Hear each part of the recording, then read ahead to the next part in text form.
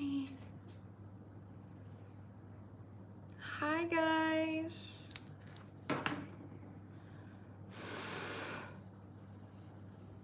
How are you guys doing?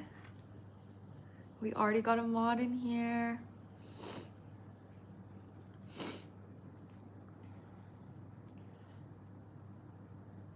I'm doing better today, guys. Like, I was so sick.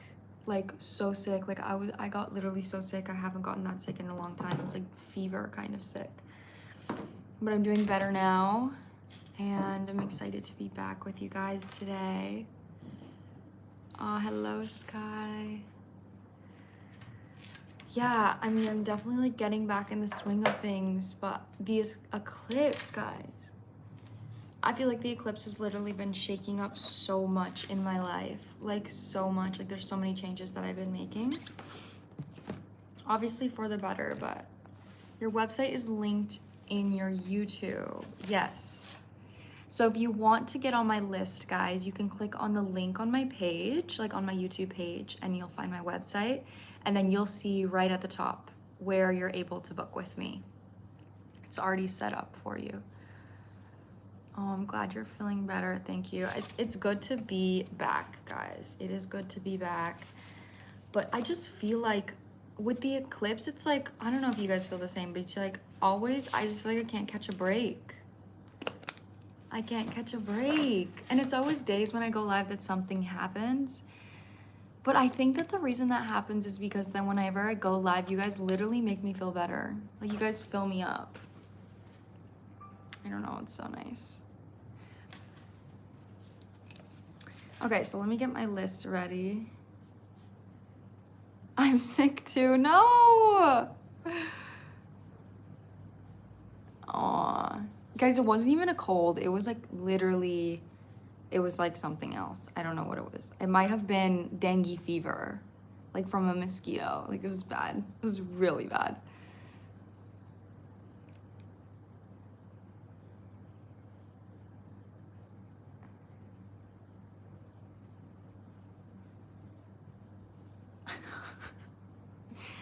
Okay, let me write this down here. So we have $50 readings for just tarot. You can ask whatever question you'd like. And then we have $70 readings. And also, if you are a Supreme Strawberry, you do get $5 off your reading. Any reading that you buy, you get $5 off. If you buy multiple readings, you get $5 off those as well. So it's not just a one-time thing. It's something that you do get if you're a Supreme Strawberry. Yes, but I have $50 readings and $70 readings. So my $50 reading is just tarot. You can ask whatever question you'd like, but I will only use the tarot deck to answer it. And my $70 reading, I will use Oracle as well as tarot, so we'll get more in depth. Hello! Oolong Princess, I always know you, I always see you, Queen.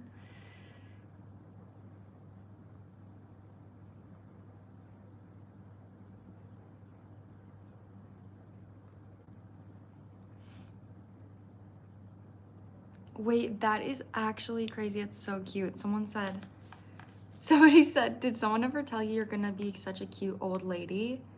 I actually agree with that so hard. I think that's the cutest compliment. Thank you. I'm excited to grow old.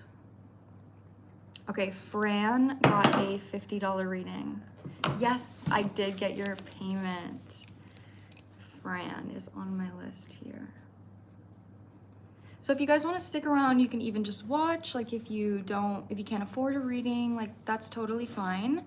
I will read the questions out loud of whoever does book, so you might resonate with their question, and it could also be for you. Other than that, though, you can just see what the readings are like and see if you want to book a personal one. Okay.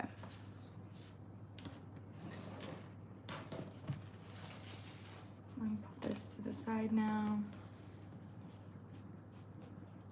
Fran. Okay, we got a tarot deck. Can I read your question out loud? Or do you want me to keep it private?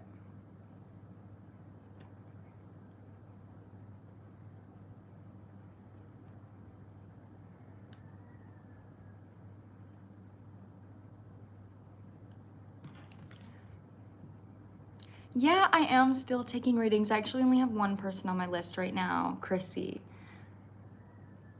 Or Charice. Charice, I'm pretty sure that's your name. Yeah, so you would be next on the list if you send over a payment.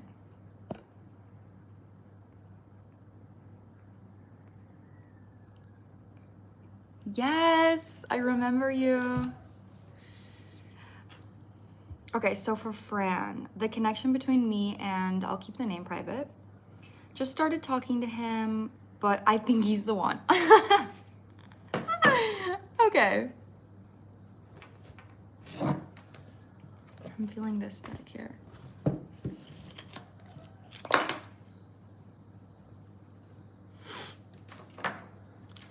All right, Fran, a connection with you.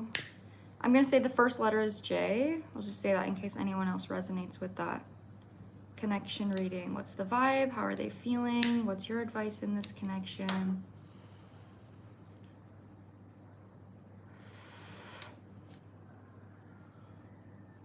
Thank you, Claire.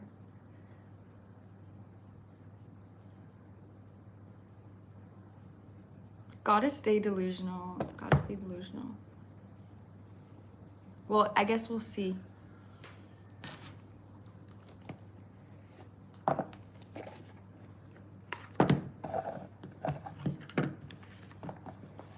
Oh, just got done dancing in the rain. That's so fun.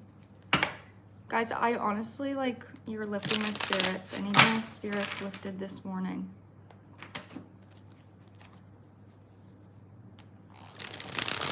Okay. Do you guys have 4? I'm gonna pull for the person you're asking about first.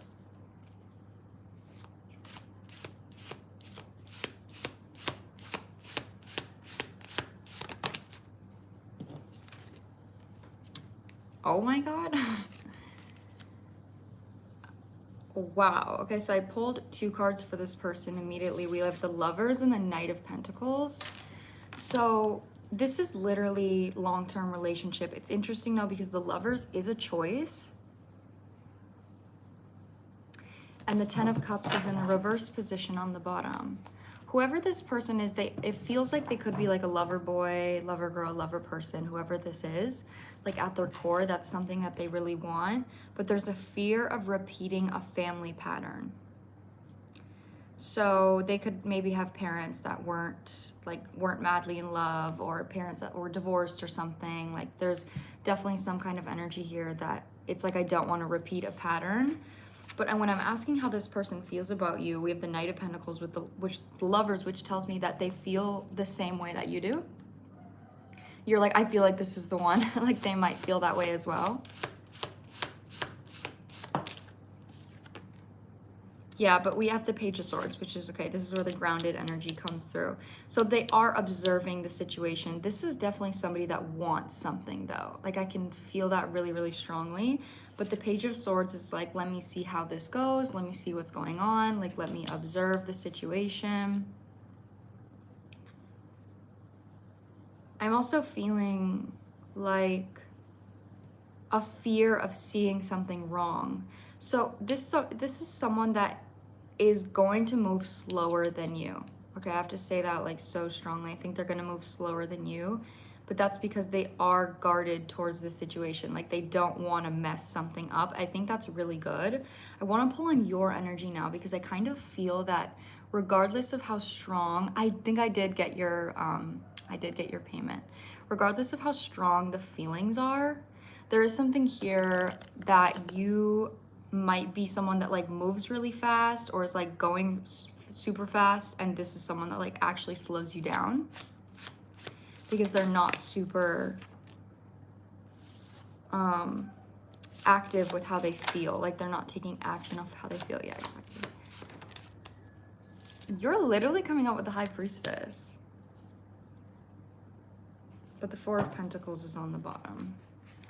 Pull for the center first.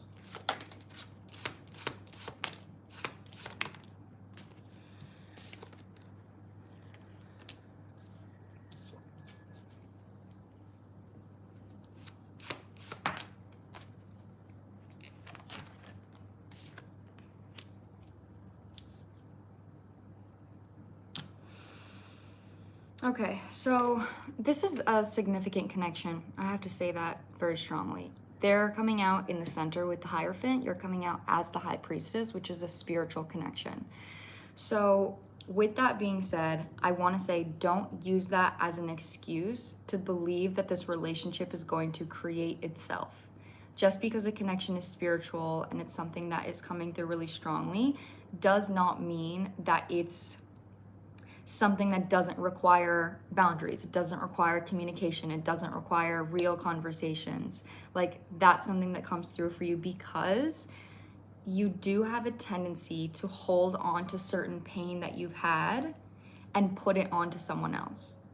So like, that's literally the energy here where it's like, I've been hurt before, or I haven't gotten this before. So whatever I didn't get, I'm going to project it onto you, and I'm going to believe you're the person that's going to give this to me.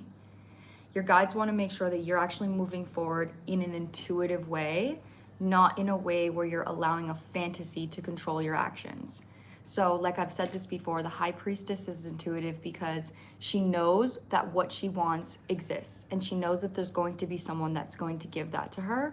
So with that being said, she says, okay, I know that I want someone that's going to hear my emotions, and I want someone that's going to give me these standards. So I'm going to make those standards clear because I truly believe that this person is going to be someone that's going to give it to me. And if they aren't someone that gives it to you, you know for sure that they're not aligned.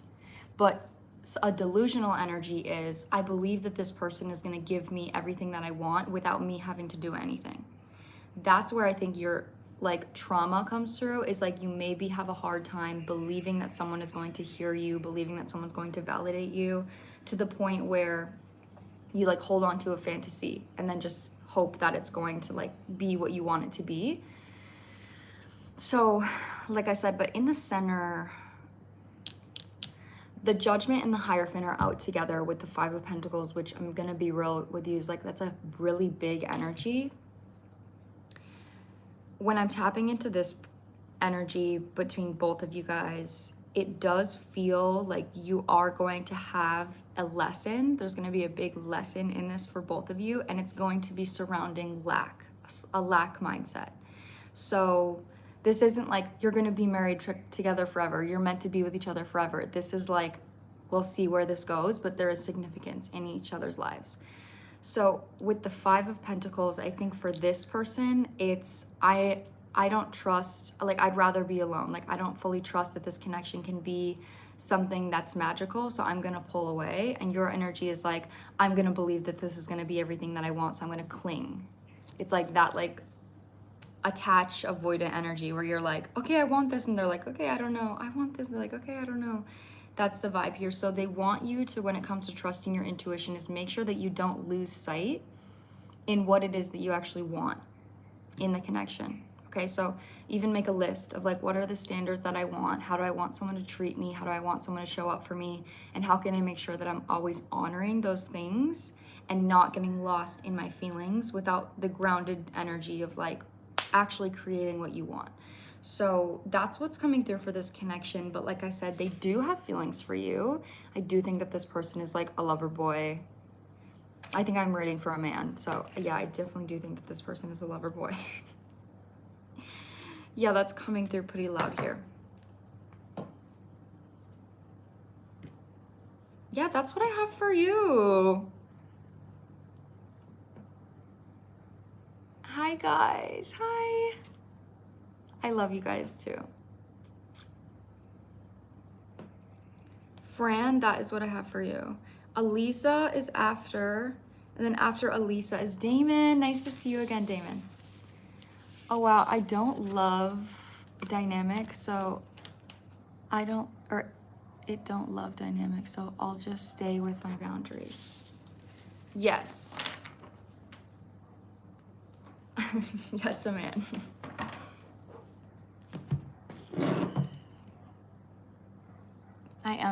I'm doing pretty good.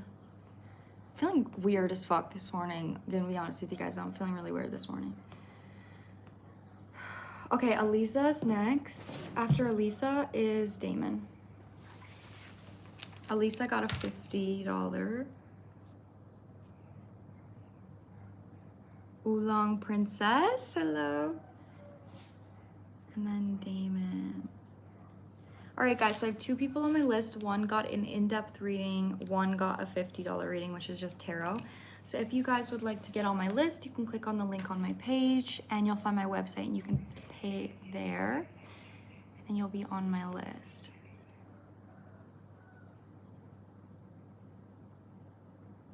Yeah, oh my God, the eclipse is like fucking me up. I don't know what it is. What is the moon in today? I need to see what the moon is in. Hold on, because I'm feeling so weird, guys.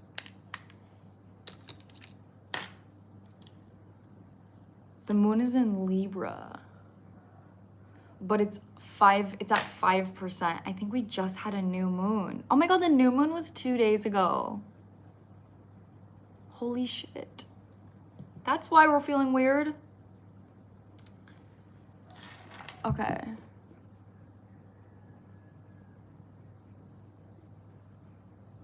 Okay, Alisa, let me get into your question here.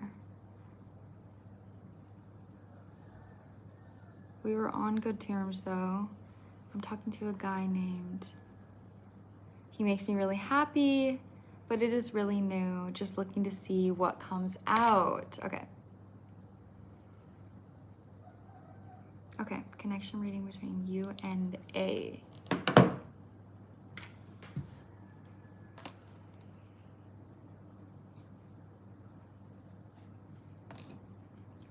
Which deck?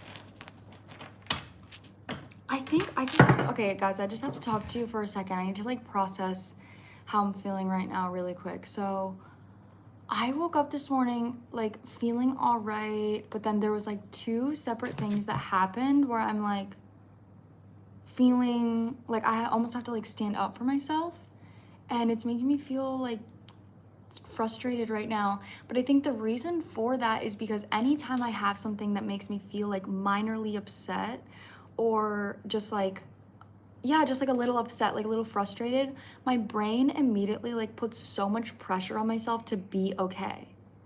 Where it's like, okay, now that you're not feeling good, like you need to process a huge emotion, or now that you're not feeling good, like you can't do anything. It's like me not feeling good like paralyzes me. And then I'm like, okay, you can't do anything. When right now I just need to like say to myself, like, it's okay to not feel like a magical princess every day. Like, it's okay if I don't feel like so amazing this morning. And it's fine that I did my morning routine. It's fine that I had frustrations this morning. It's normal, that's human. Like, just because I'm feeling frustrated doesn't mean that I can't like do readings. It doesn't mean that I can't be live, you know. It doesn't mean like, it just means that I'm feeling a little bit off and it's harder to feel good today. And that's okay, because yesterday, you know, I had the best fucking day yesterday. I literally had the best day. And today isn't as amazing so far, but you know what? That's okay. That's okay. I don't have to be at 110% every single day. That's fine. So I need to say that for myself, because I want to be grounded for the readings that I'm doing, but I was just feeling kind of off, and I felt like I needed to like actively process that. So I could get back to like, you know, feeling good, because feeling good, I'm gonna feel better when I accept how I actually feel instead of telling myself I need to feel different. Yes, Charice, I did just see the email. All right, so you will be on my list. Okay, so let's drink some freaking water and let's get into this reading.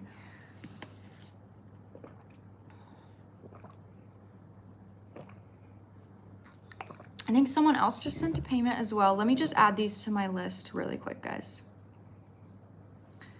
Okay, so Charice.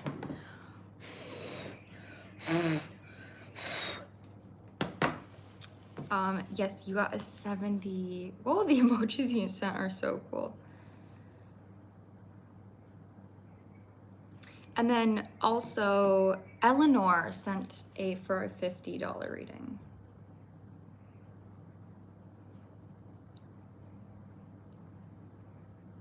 All right. So Eleanor and Charice, yes, I got both of your guys' payments. So my list goes Damon, Charice, and Eleanor. That's my list right now. Wow, I feel so much better, guys. I feel so much better after talking about that. Wow, that's so nice. Like, it's okay, girl. It's okay. You don't have to be perfect. You don't have to be perfect, always. And even when you're not perfect, you're still perfect, because perfect is a perception. It's okay to not feel okay.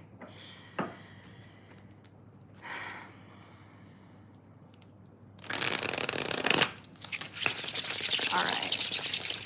Let me look at your question, Alisa. Okay, so do you want me to do a connection reading so I'm including you, or do you just want me to ask how they're feeling? Or just what your guides want to say? I could just do what your guides want to say, actually. Okay. Connection, okay.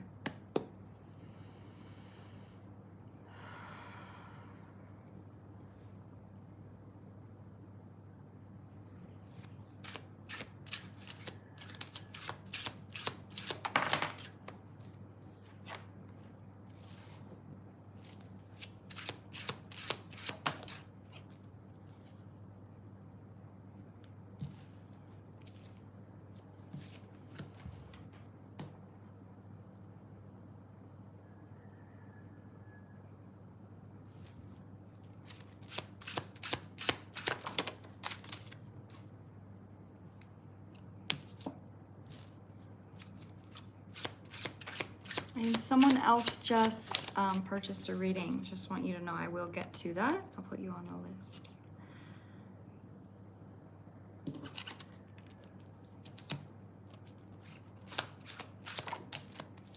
Okay, I'm honestly getting a similar message here. Yeah, to the past. Okay, so when I'm pulling about your energy, it comes through with the Page of Swords and then the Five of Cups. And the way that I'm reading this is there's almost like a familiarity for you of being disappointed. Like, it kind of feels that you've maybe been disappointed in the past. Things haven't like always gone your way. And this is like, it feels like a positive and a negative. Like I said, it doesn't feel like an innately negative thing. It feels like you're coming to the space where you're like, I'm not gonna super cling on to something because I don't wanna get disappointed. But it also feels like sometimes if something is disappointing, you'll kind of like accept it and just be like, well, it is what it is. Your guides are like wanting you to find a balance between this with this person. So especially emotionally, like I'm speaking about how people handle your emotions, how people want to make you feel, how people will like create happiness for you. Like there's something here about you maybe even like carrying something, like carrying a connection or carrying the light in a connection. But they want you right now to pay attention to the emotional aspects of this connection. He is very validating. Okay, interesting. Wow, that's so interesting here. Because the next section here is the Knight of Pentacles and the Strength, and it came out in the reverse position, the Strength. This person you're asking about is coming through with the King of Pentacles, with the Page of Cups, and then the Sun. So something that I get here with this is, again, the Five of Cups is like grief. It's interesting that you say that he's validating with the Page of Swords. This actually might be an opportunity for you to grieve a version of yourself. Like I said, there's a version of you that's like maybe even used to being disappointed, or is like, you know, doesn't get validated that much. But it's like I said, it's to the point where you're like okay with it and you've accepted it, which is maybe why you're actually receiving that right now. But there's a version of you that your guides are needing you to grieve, and it's connected to your inner child and it's related to your dad. This is someone that, you know, obviously regardless of where this goes, this is someone that is actually going to heal your sense of self. This is literally about your confidence. He's making me realize I wasn't happy in the past. Yeah, okay, because the 5 of Cups is so loud for me, and it literally feels like there's an actual grief happening within you right now. If you'd like to get on my list, I have $50 readings and $70 readings. 70 is in-depth, $50 is just tarot. You can click on the link on my page. You'll find my website, and then it's right at the top, so you'll be able to book there to get on my list. But right now, there's something about someone being consistent with your emotions is something that you didn't get. So the consistency, and the reason why I want to bring up the grief and it's coming through so strong is because there's going to be a period of like, oh, I feel like I'm realizing things, and then I feel secure. And then you get more consistency through more time, another layer of grief comes up. You get more consistency through more time, another layer of grief comes up. It's like, it's like peeling an onion. Like I even mentioned it to my therapist, like I subconsciously threw away feeling of unhappiness or unfulfillment in the past. Yeah, I was literally feeling that in your energy. I was like, I felt like your energy was just like, yeah, well, it just is what it is. Like people suck sometimes, you know, and it was like an acceptance, like almost like a settling energy. And so now your energy here, your inner child actually feels validated by this person. But like that with them coming in with like fathering energy, they want you to make sure that you're connecting that to the grief. I feel like there's like my guide is like pushing his finger in my ear right now on the right side. With the grief here. Okay, so when you're having ups and downs, okay, this is so loud. When this becomes consistent, you're more sensitive to inconsistencies. That is something that's coming through really, really loud. You're more sensitive to inconsistencies. The more this person is consistent with you, it's like if they have one time where they don't answer your text, or they like are having a bad day and their energy shifts, you're like going to be very sensitive to that shift because your inner child is used to something negative. So you get this validation for the first time. And then when you don't get it, your inner child kind of like freaks out and is like, oh my God, like I might not get this again. Like what's happening? Is this, the past is going to repeat itself? Something that your guides are literally telling me to tell you is when that happens, connect it to your childhood, connect it to your father, like connect it to that. They need you to make sure that you don't act from that space. They want you to have a healthy dynamic where you don't always need his validation, but you're able to receive it. That happened last night. He validated me, OMG, and then I got my period minutes later. Oh my God, that's so funny. Yeah, like that's literally what I'm saying here. So there's like an up and down kind of energy, but when you are noticing an inconsistency or you're noticing a fear, go to yourself first.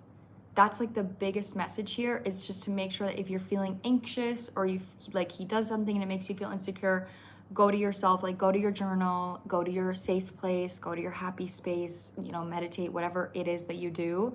But they need to make sure that you process that before you take it into the relationship. Because I do feel like there's a pattern here of your inner child being like, well, what's going on? Like, what's going on?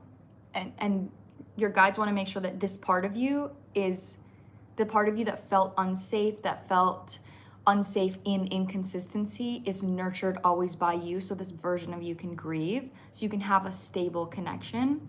With the Knight of Pentacles out here, you're going to have a long journey with this person. The Knight of Pentacles is about consistency. You know, it is a long-term card.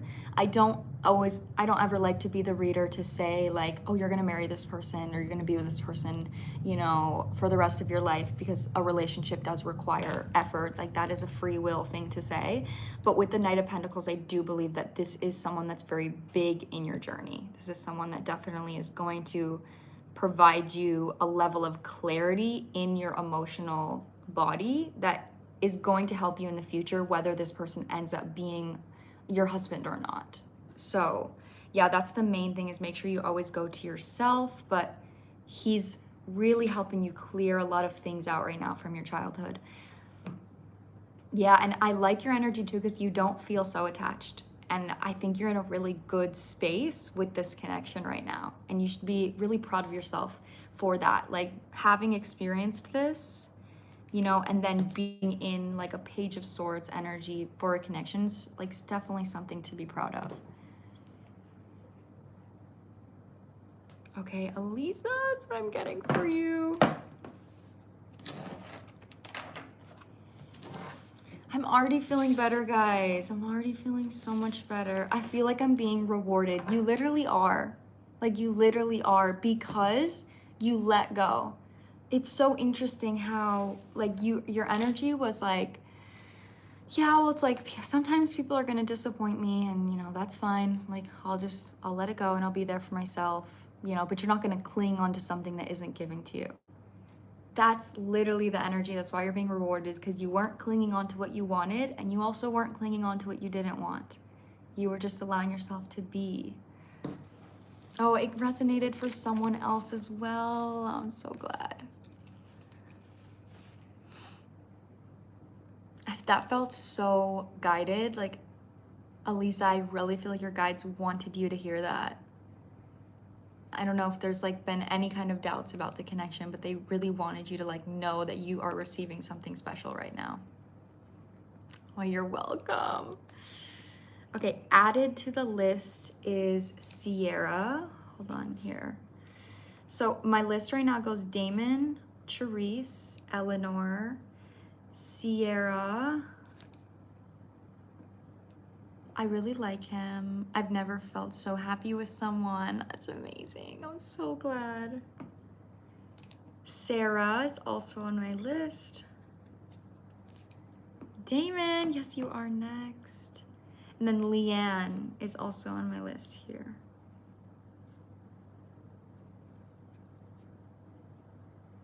Guys, I just want to share this. So I'm very, very hesitant to get readings. All right, as a reader, I'm very hesitant, and I think it's my Capricorn moon, because the way that I read is very like real. You know, it's very much like, if you need to hear something that might be a little self-reflective, or something that isn't always, you know, rainbows and butterflies, like, I'm going to deliver that message. And I do think that there's a lot of readers that will tell you something that might not necessarily be true, and it actually feels more invalidating than it does feel validating, because it doesn't give you any like concrete, you know, it's not something that like resonates. It's just like words. And so I'm really cautious. But there's one reader that I've always loved her. I've always trusted her. She's literally been in my dreams before. And I was really struggling like with something. So I got a reading from her, and I cannot tell you how validating it was. And the reading was not positive. I have to say that what she said was not positive, but it was exactly what I needed to hear. And it helped me so much, so much. And getting a reading again, it's like consuming what I provide helps me so much have faith to know, like, I'm literally can help someone that much. You know, like, it restores faith within me that even if I'm telling someone something that they don't want to hear, like, the amount of clarity that they can get from that is so beneficial, because I think clarity is the best thing that you can receive. So I'm just like, I'm literally so glad. That's why I keep coming back. And for any of my clients here, Alisa, Damon, Charice, Eleanor, Leanne, I might have seen you before. Anyone that comes back, thank you so much. And I see you. Like, I see why you buy my services, and I'm really grateful and appreciative to be able to help you in the way that I now know, you know, like, it can be helped. Like, it's so helpful to get that clarity. So I'm so happy to be able to give that to you guys, because it was like, it really helped me in a period where I was so lost. Oh my gosh, I love you guys.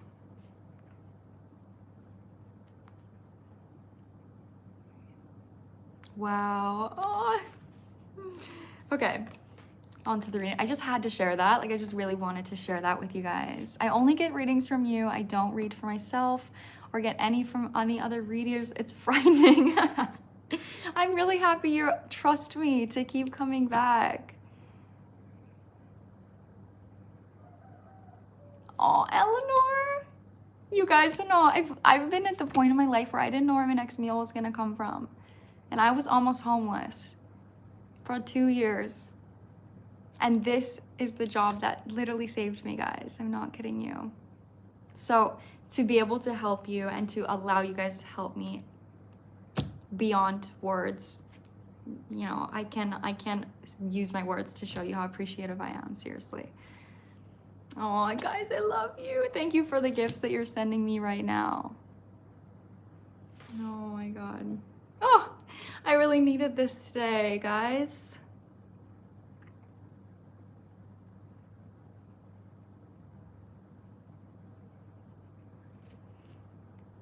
Aw. Thank you, Teresa. Guys, it's so sweet. Okay. Back to the readings. Back to the readings now. Damon is up. So, again, I just want to say, if anyone is here and you can't afford a reading, oh, getting that reading from you is a dream come true.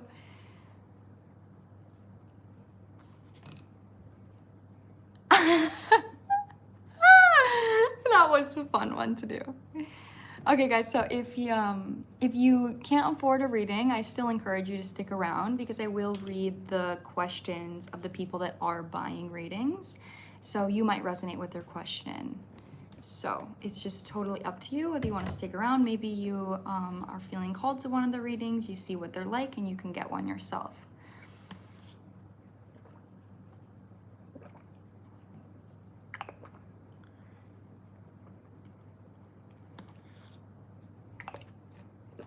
Okay, so Sarah is also added to the... Oh, wait, Sarah got 2 readings, I think.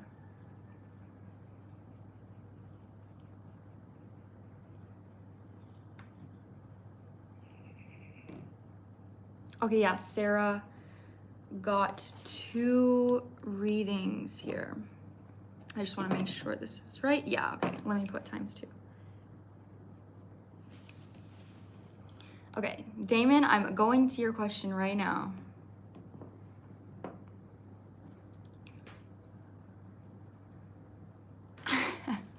Yay, I'm so glad you resonated. All right, hello, just an energy check on. Thank you for the pronunciation. I took the advice from the previous reading and it helped. But from the pick a pile 2 days ago, pile 2 resonated a lot. We're still long distance, but I've been treating her and making sure I'm doing my due diligence, even when she caves in. I've been sleeping really bad, like I used to. I just want to know any advice. I'm really glad that the last advice has helped you. I'm curious to see how her energy comes out after that shift. Guys, I feel so full right now. Whenever you come live, I feel like dancing. Dance then, girl. Dance. Oh, I love you guys. Okay, let's see, Damon. I'm actually going to use, it's so crazy. I thought of you today, right before I started, and I was looking at this heart deck and you came on. And I was like, I feel like I'm gonna end up getting up and grabbing that heart deck. And here I am, I'm about to get up and grab it. So let me grab it.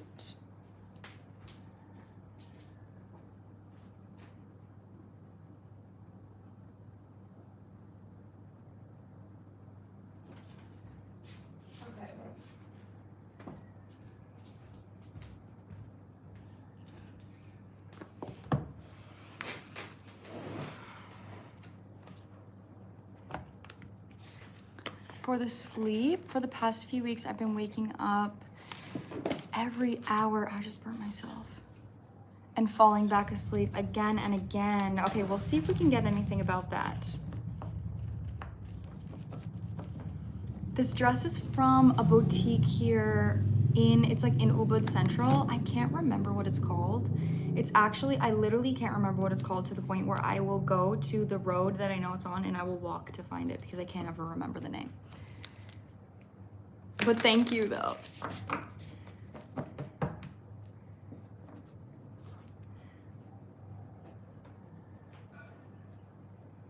Aw, thank you, Teresa. It's really nice. Okay, let's get this message for Damon. Something wants to be said here. I'm like burping. I burnt my arm while I was reading your comment. There's something here. There's also something here even about like a burnout for you.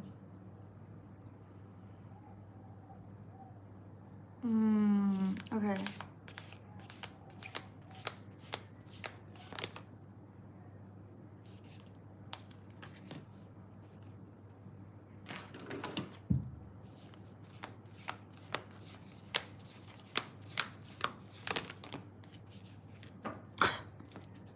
Her energy's just literally shifted so much.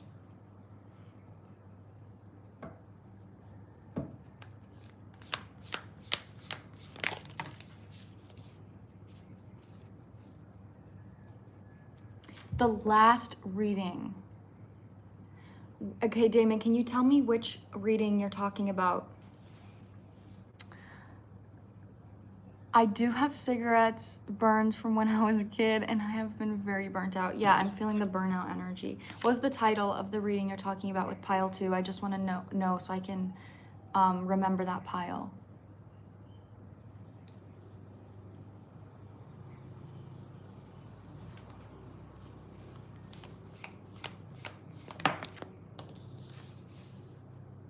Oh, wow, it's so cute.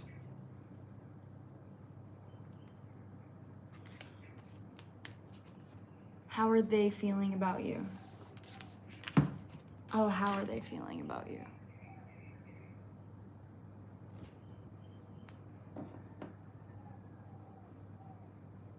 I need to look at something. Hold on. This is for...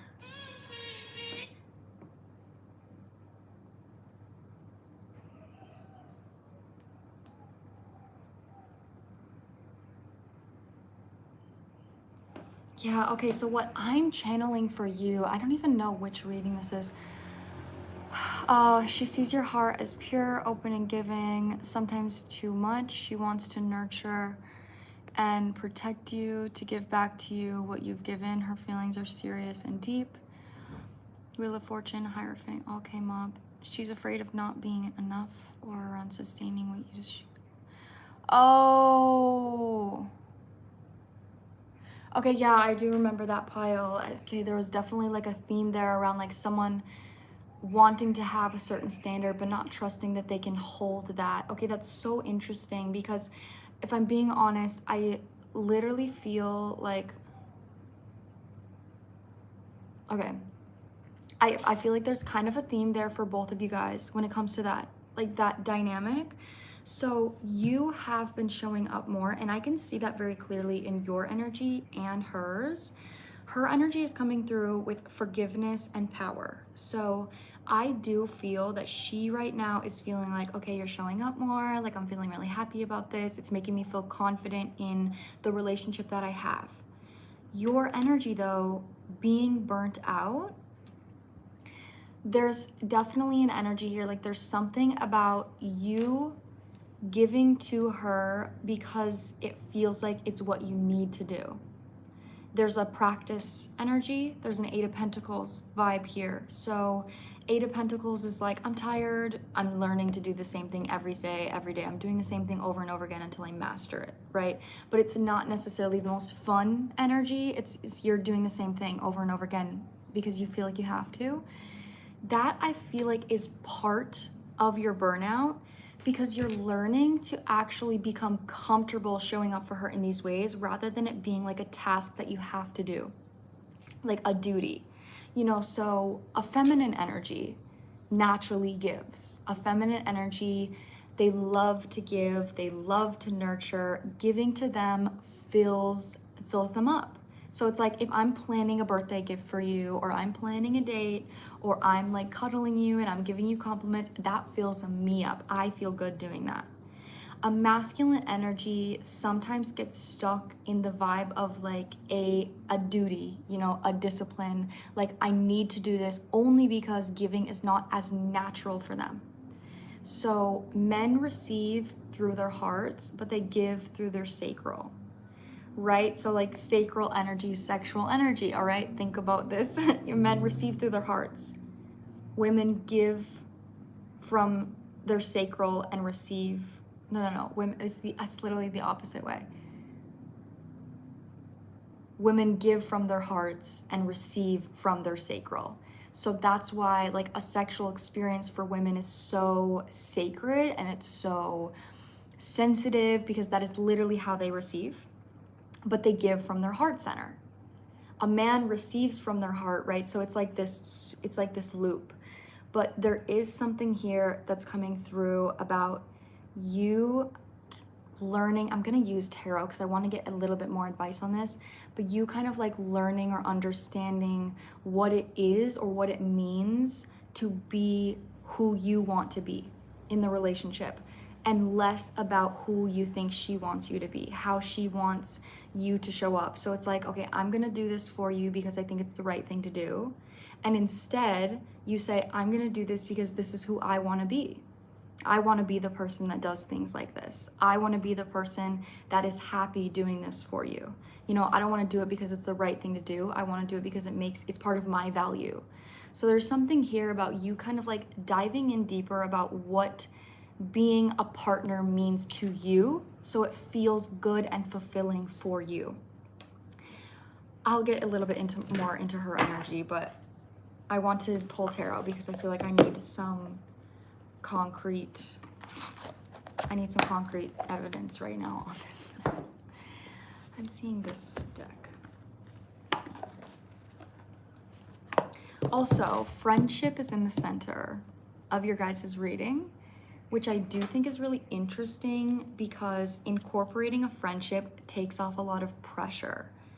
So there is something here about like if you were to do something for a friend, you're doing it because you're like, there's no pressure. The friend isn't expecting anything of you, you know, and you're just like, oh, I just love my friend. I just want to do this for them. But if you're in a relationship, there's like more pressure because you're like, okay, well, I have to hold this standard. Like I'm the boyfriend, like I have to do these certain things. And it kind of takes away from like the self-gratitude aspect of it because there is pressure. So I'm not denying the fact that there's pressure, but your guides are trying to get you to adapt to that in a way that feels better for you. It feels like there's a lot of pressure. It feels like you're like 10 of Wands right now. Her section first. This is an individual reading, but you can resonate with it.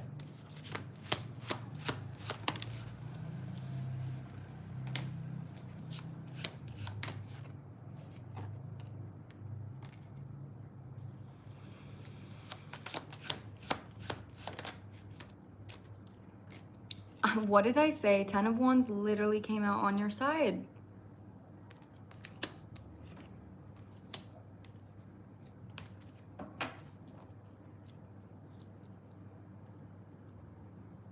This is like a really, okay, I do feel a lot of pressure, and I've been feeling pressure when it comes to the move, university, and just other everyday things. You're definitely feeling burnt out right now. I can see that.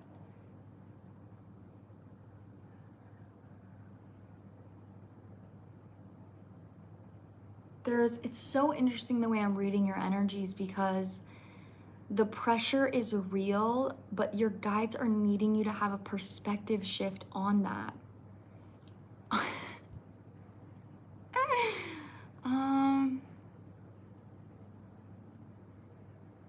Maybe like pasta. Maybe pasta.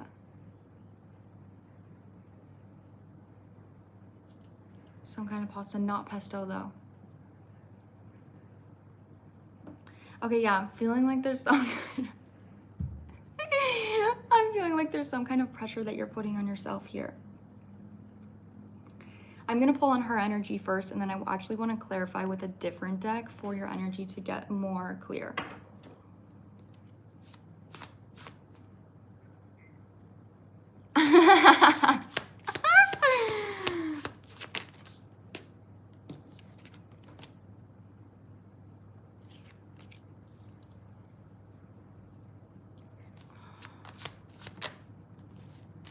Wow, okay, I'm really surprised with how her energy is coming out, actually.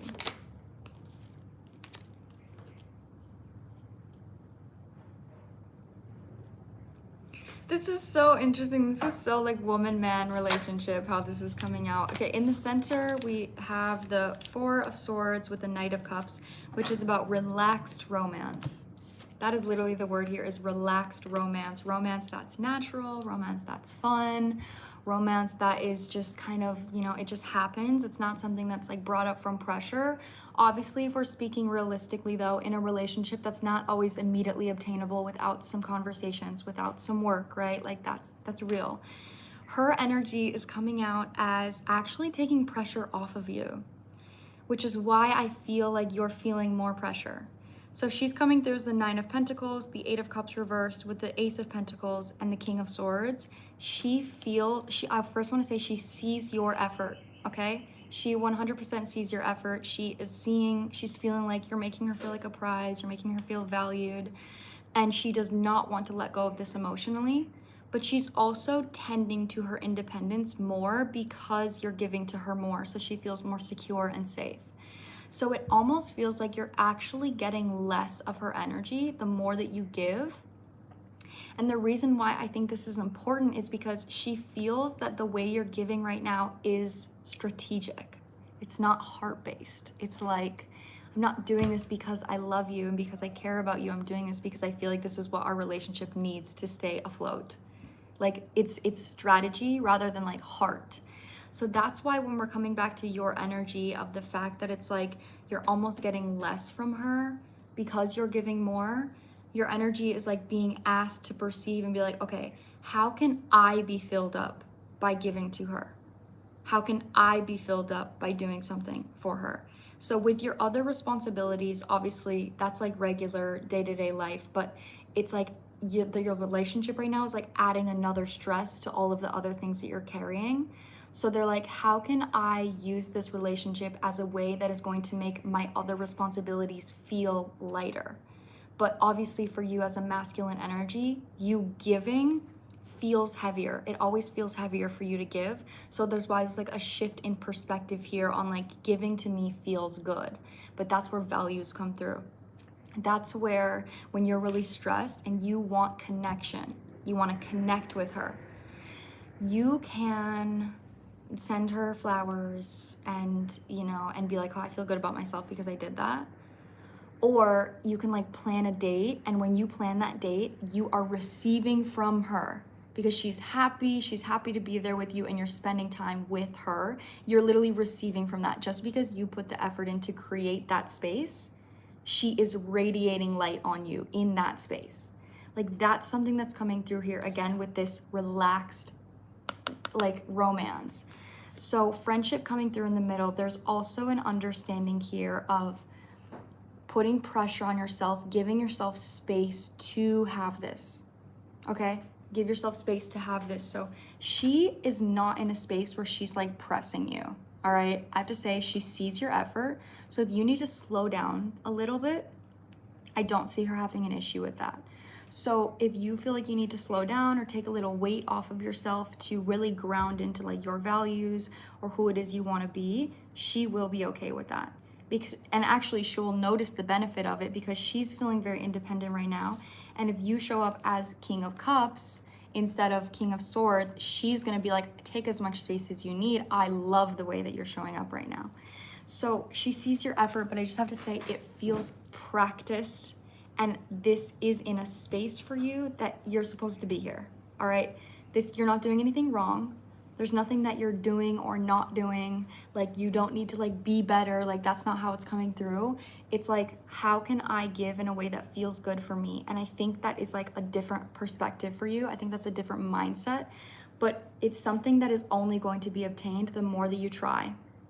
With the Chariot is literally the only card out here. You have the Three of Swords reversed, which is about like protecting yourself. We have the Five of Cups with the Ten of Wands, and the only card that's upright is the Chariot, which is like a forward moving energy, but it's also, I'm in control of this chariot. I'm controlling the horses. If one horse starts to go off, I get to say, hey, get back in line. You know, like, I am in control of that. So when it comes to your burdens, when it comes to anything that's happening for you right now, they want you to like lock in the idea that you have the control, whether that's like taking more space for yourself or nurturing yourself in other ways. It's funny how you mentioned flowers. I got her flowers. I get her flowers every 2 weeks. And when it comes to the strategic SK stuff, I'm just very strategic with everything. I used to be more reckless and flowing, but I've kind of changed with that. Yeah, that's what I'm saying here. So this is about creativity. That's the way I want you to look at it, is when you want to plan something with her, think of what it feels like to connect with her. Think of the things you love about her, you know, think about what life would be like without her. And then be like, what can I do that is gonna give us both a really good time? And then create that, get really creative with it, like have fun with the idea. That I think is something that is really, it's going to benefit both of you guys, but it's actually gonna make you feel a lot lighter because you're using a side of you that I don't think you've really like grasped onto for quite some time. So it feels like a burden because it's a practice that you haven't done in a while. But once you get the hang of it, it's really going to be an illuminating experience. It's going to be something that gives more to you. And I actually see it benefiting your life in other areas because you are becoming more creative in your love life. You're receiving more in those ways. So you feel more relaxed and you feel like you have more trust in the connection. So I want to say you're doing amazing. Like, you're absolutely doing amazing. She sees that. But when it comes to you being burdened, just know that the less strategic you are within giving, the more filled up you will feel. And that's where the ego comes through. That's where you have to say, I'm gonna trust this right now. I'm gonna trust that if I let go of strategy and I go into my heart, that it's actually going to feel better. That's the practice they want you to have right now, this like relaxed romance. I'm literally seeing like an at-home date. Like, I don't know if it's like a FaceTime and you're like, you know, you like cook dinner and you like light candles and stuff and you call her or something and you're like, put on a nice dress, call me, I'm gonna call you in 30 minutes, you know, something like that. Like something that's like really romantic and like cozy. You like guys watch her favorite movie or something. Like that's the kind of energy I'm seeing, is like this Cancer, like comfy, cozy romance energy. You know, something that's not like military, something that's not, it's not like planned. It's like, yeah, like that's how it feels. That's the best way I can like describe it. Obviously it doesn't have to be exactly that, but something on the lines of like that energy.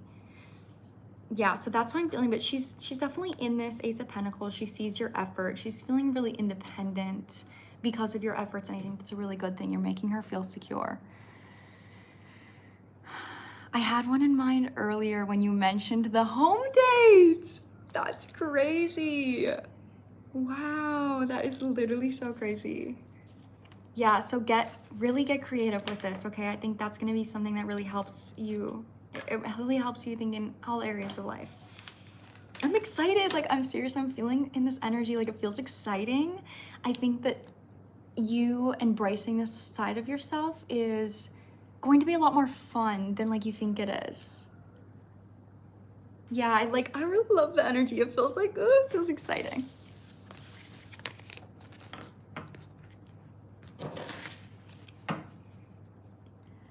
Okay, Damon, that is what I have for you. I feel like I went really in depth with that, but I feel like it was necessary.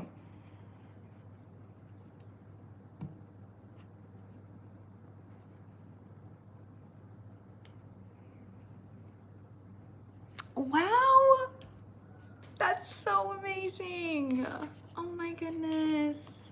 He really does feel healing for you, Alisa. He really does. Thank you. I appreciate it. And I have a few ideas. Good. Have fun with it. I hope you have so much fun.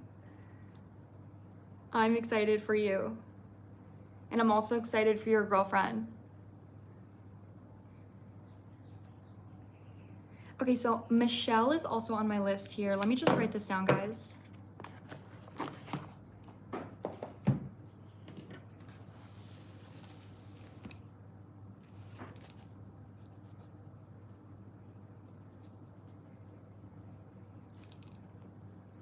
Michelle and also Dorian. Dorian? That might be pronouncing that wrong. I'm so sorry if I am.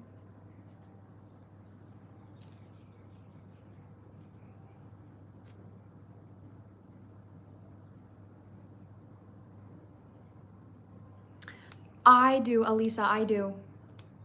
There's so much of my childhood that I don't remember, and recently I'm having small memories come up that is like insanely validating. So I absolutely do. You call me Dory. That's so cute. Okay, guys, so next on my list here, let me just make sure I have this in the right order. I think Charice is next. Yes, okay, so the list goes Charice. Charice got an in-depth 70. Eleanor, Sierra, Sarah, Leanne, Sarah again, Michelle, and Dory. And that's my whole list.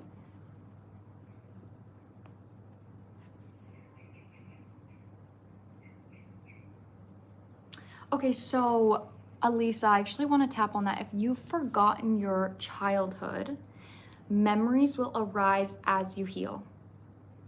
All right, I just want to say that I'm going to use myself as an example. So I had a hard time feeling special as a child.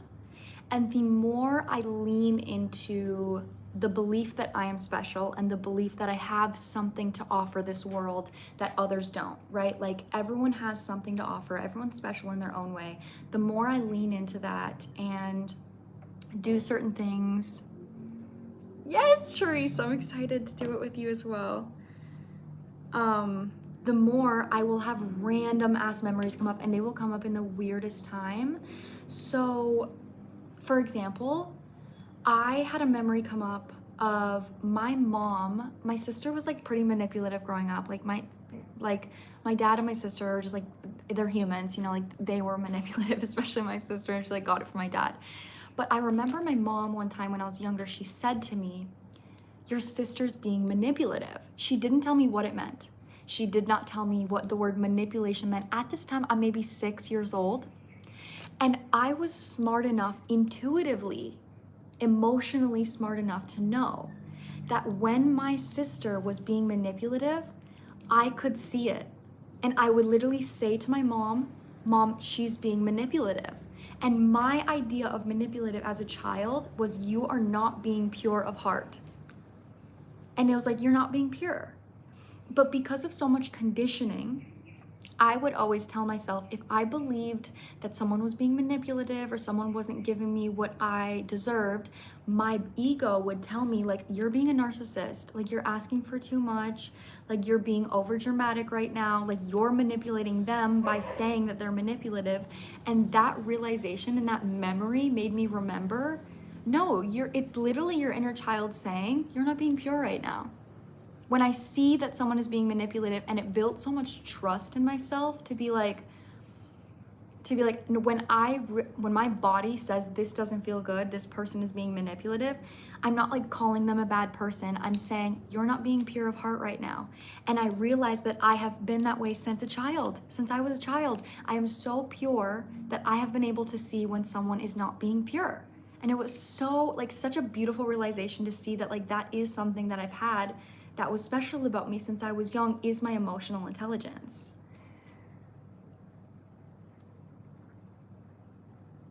Yes, yeah, exactly. I don't know, it was literally the coolest thing. Like I was talking to my mom about it, and my relationship with my mom is so good right now. Like I have to say that, it's like so amazing. It's really healing for me. Right? It was so cool. I loved it.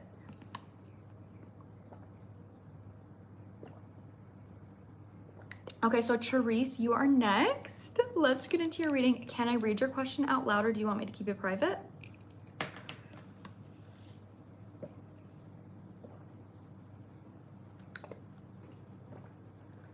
Yeah, and I'm here for you with the journey, Alisa. I'm here to help you peel that onion. I know, right? Like, that was crazy. As like a 6-year-old, I just like innately knew what manipulation meant. It was like crazy to look back to that and be like, holy shit. Okay, I think private. All right, I'll read it privately.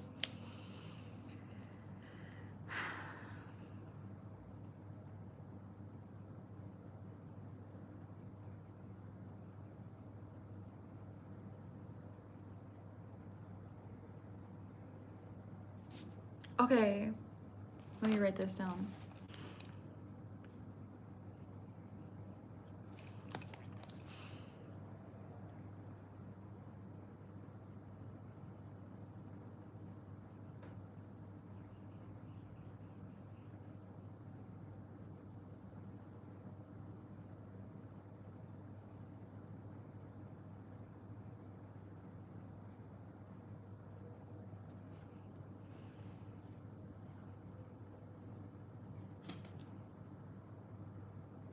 Okay, so I'm gonna shorten your question so others can resonate.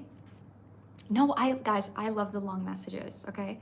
When you send me something and it's like a long message, I love it because I love details. So don't ever apologize for that.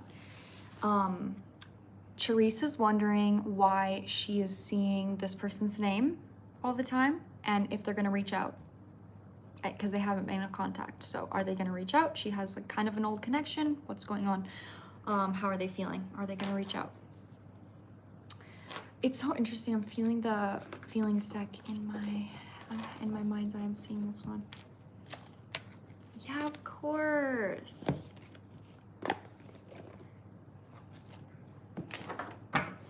Okay, let's see. Guys, I'm having so much fun on this live right now. You have no idea. I'm having so much fun.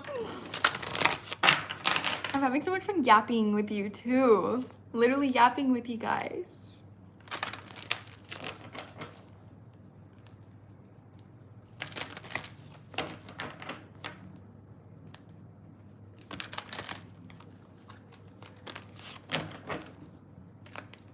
Whoa, oh my God, pride with relationship, that's insane. Okay, I'm just gonna specifically ask about them because that's really what you're wanting clarity on here, so.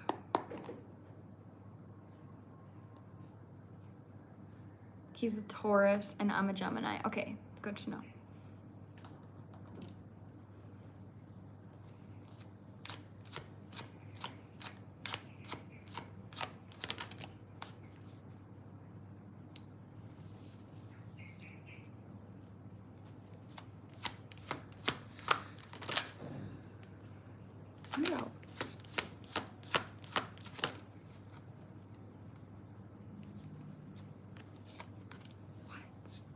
This is so weird. Oh, first time see me live. Hello, I love you too.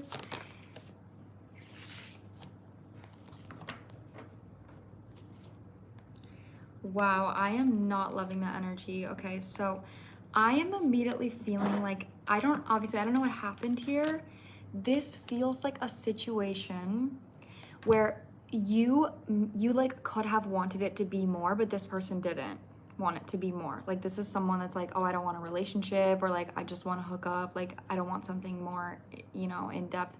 Like that's definitely something that I'm feeling from this person, only based on like the perception I'm getting right now. So you are feeling this person's energy because they are in your energy, okay? This person is thinking about you. They are reflecting on the situation, but I'm gonna be honest with you, it's actually coming through as like a negative energy. I don't like it. We have envy, we have love, and we have doubt. So the colors here are yellow, green, and purple. It's really interesting to me right now. The way that I'm perceiving it is you are someone that wants, okay, so it's like, it's such a projection. That's why it's like, that's why I don't like it, because it's like insane projection. They're like, you want a relationship and that makes me feel bad about myself. Like, that's like literally the energy I'm getting. It's like you want something more than what I want, and that makes me feel bad about what I want. So can you like not want a relationship? Like, that makes me feel bad about the fact that I don't want a relationship. Like, that's literally the energy that I'm getting. So there actually is feelings. I do think that this person has feelings for you, but you are literally a mirror to their commitment issues, to their doubt, to the fact that they don't feel like they can match, they can like bring themselves to a standard of the kind of person that you would want to be with, or the kind of relationship you would want to have. And they feel bad about the fact that they can't give that, or they don't feel like they can give that, and they're like projecting that onto you. So it actually feels like the energy here of like when you miss someone, so you're mean to them. When you actually just miss them, but you're missing them because you're mean to them. Like, that's literally how it feels. So I think it's great that you're like not in contact with this person. I think it's great because I don't love the energy, if I'm being honest. I'm gonna pull some tarot, but I also want to pull for you as well, because when you say you're seeing all of these angel numbers, intuitively, I'm actually feeling that this was a cycle that's been closed out for you. And the reason you're seeing all those angel numbers and he's in your energy is because you're about to elevate. So oftentimes when we're thinking heavily about someone from our past, or getting signs about someone from our past, we are actually about to like go into a new cycle or get into a new energy. And that past person feels you leaving their energy field. Because if you stay in a cycle with someone, or you stay in the same energy as someone, you guys kind of exist there together, whether you're talking or not. But when you leave that person feels that. They feel your elevation because they are not elevating themselves. That's literally how this feels. Is like, you know when there's like a bubble and you can literally like go like this and then it'll be two bubbles. Like, that's the energy that's happening to you guys. It's like you're creating your own bubble here. So as I'm saying that, the Nine of Pentacles is literally on the bottom, which is a card of happily single, independence, someone that like doesn't need anyone, like they're happy on their own, they're fulfilled with what they have. And the Ace of Wands, yeah, this person definitely has sexual frustration with you as well. This is literally giving me pile 3. I don't know if you watched How Are They Feeling About You, but the pile 3 is giving me that vibe. This person is giving me pile 3 vibes from the most recent How Are They Feeling About You. Pick a pile. 6 of Cups reversed. Can't make this up, guys. When the 6 of Cups comes out reversed, it literally talks about not being able to move on from the past. Like, you are stuck in the past. And this is clarifying the Envy card. So there's something here, like this person is being asked to reflect on the time that they had with you. They're being asked to reflect on like maybe like they still have feelings, and they can say, okay, you know, I still have feelings for this person, but I don't feel good enough for them. And that's their fault that I don't feel good enough for them. You know, instead you can be like, why don't I feel good enough? You know, and how can I change myself to feel better? 2 days ago, about the reading you did, I chose pile 3. I fucking knew it. I'm not kidding you. I was like literally feeling that energy. Like, I was so feeling that energy. Okay, that fucking checks out. Yeah, but there's such a projection here. I cannot play around with these cards, Charice. I'm not kidding you. The next card, the Moon upright, which is about subconscious energy and projection. Confusion, not seeing things the way that they are, seeing things the way that you want to see them, with what's on the bottom, the Devil. I cannot make this up. There is so much projection here. Okay, so I can't get any more clear than that. I'm gonna clear this out, and then I'm going to ask why are you seeing all these angel numbers? Okay, I just want to get clear on what might be coming for you in regards to it, because this connection this is irrelevant. Okay, this is irrelevant. This person's in your energy. They are a mirror to a past version of you that maybe gave to someone that wasn't necessarily fulfilling you the way that you wanted. And I feel like that's something you've closed out. So they're just a mirror to that version of you. That's literally it. Why did he ghost me then? That's why we're in no contact. Because he didn't feel like he could offer you what you wanted. And that made him feel bad about himself. That's literally the energy, girl. It's literally like, I feel, a man could even do this. Anybody could do this, but it's more common in a man. The energy is like, I want a relationship with you, but I don't actually want to be in a relationship, and that scares the fuck out of me, and I don't feel good enough for that. So I'm gonna project that you want a relationship, and I'm gonna dip.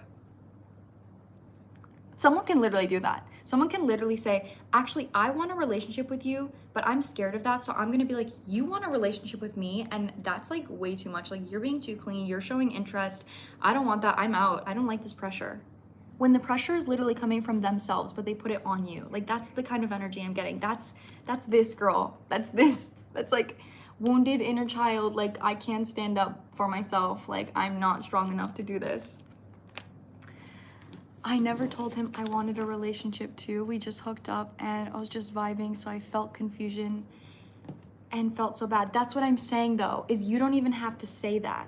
With the energy I'm pulling for him with the devil and the moon, it's like if he wants a relationship but he's too scared to do that, it's every time he's with you, he gets reminded of the fact that he doesn't feel strong enough to be in a connection with you. That he doesn't feel strong enough to like move forward with you, because there are energies here. I want to put this clearly. There are specifically women that are so nurturing and kind. I have seen two different archetypes as a reader. I've seen this archetype so many times.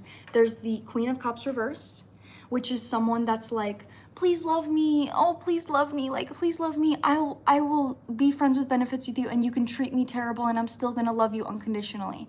Someone that doesn't know their worth at all. Like, they are just purely like hooked on fantasy. And then there's the Empress. And the Empress, this archetype is the Empress, but she gives to people that don't deserve her Empress energy, right? She's kind, she's nurturing, she's loving, she takes care of herself, she fills her cup, but she just gives her cup to people that don't deserve it. That is literally the energy that, like, there's, those two energies are completely different.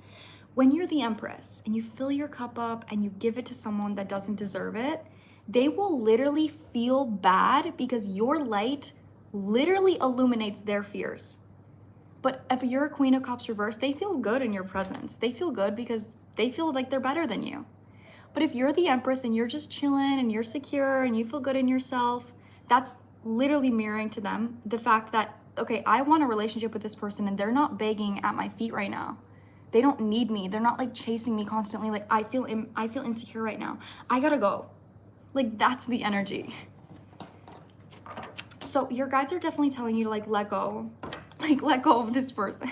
If you see signs of them, or you know, you're like seeing their name everywhere, look at it, notice that it's them, remove your attention, place your focus elsewhere. Okay, so I'm gonna see what's coming in for you quick. Knight of Cups. Girl, I feel like there's someone else coming in, right? They need you to place your focus off of this person.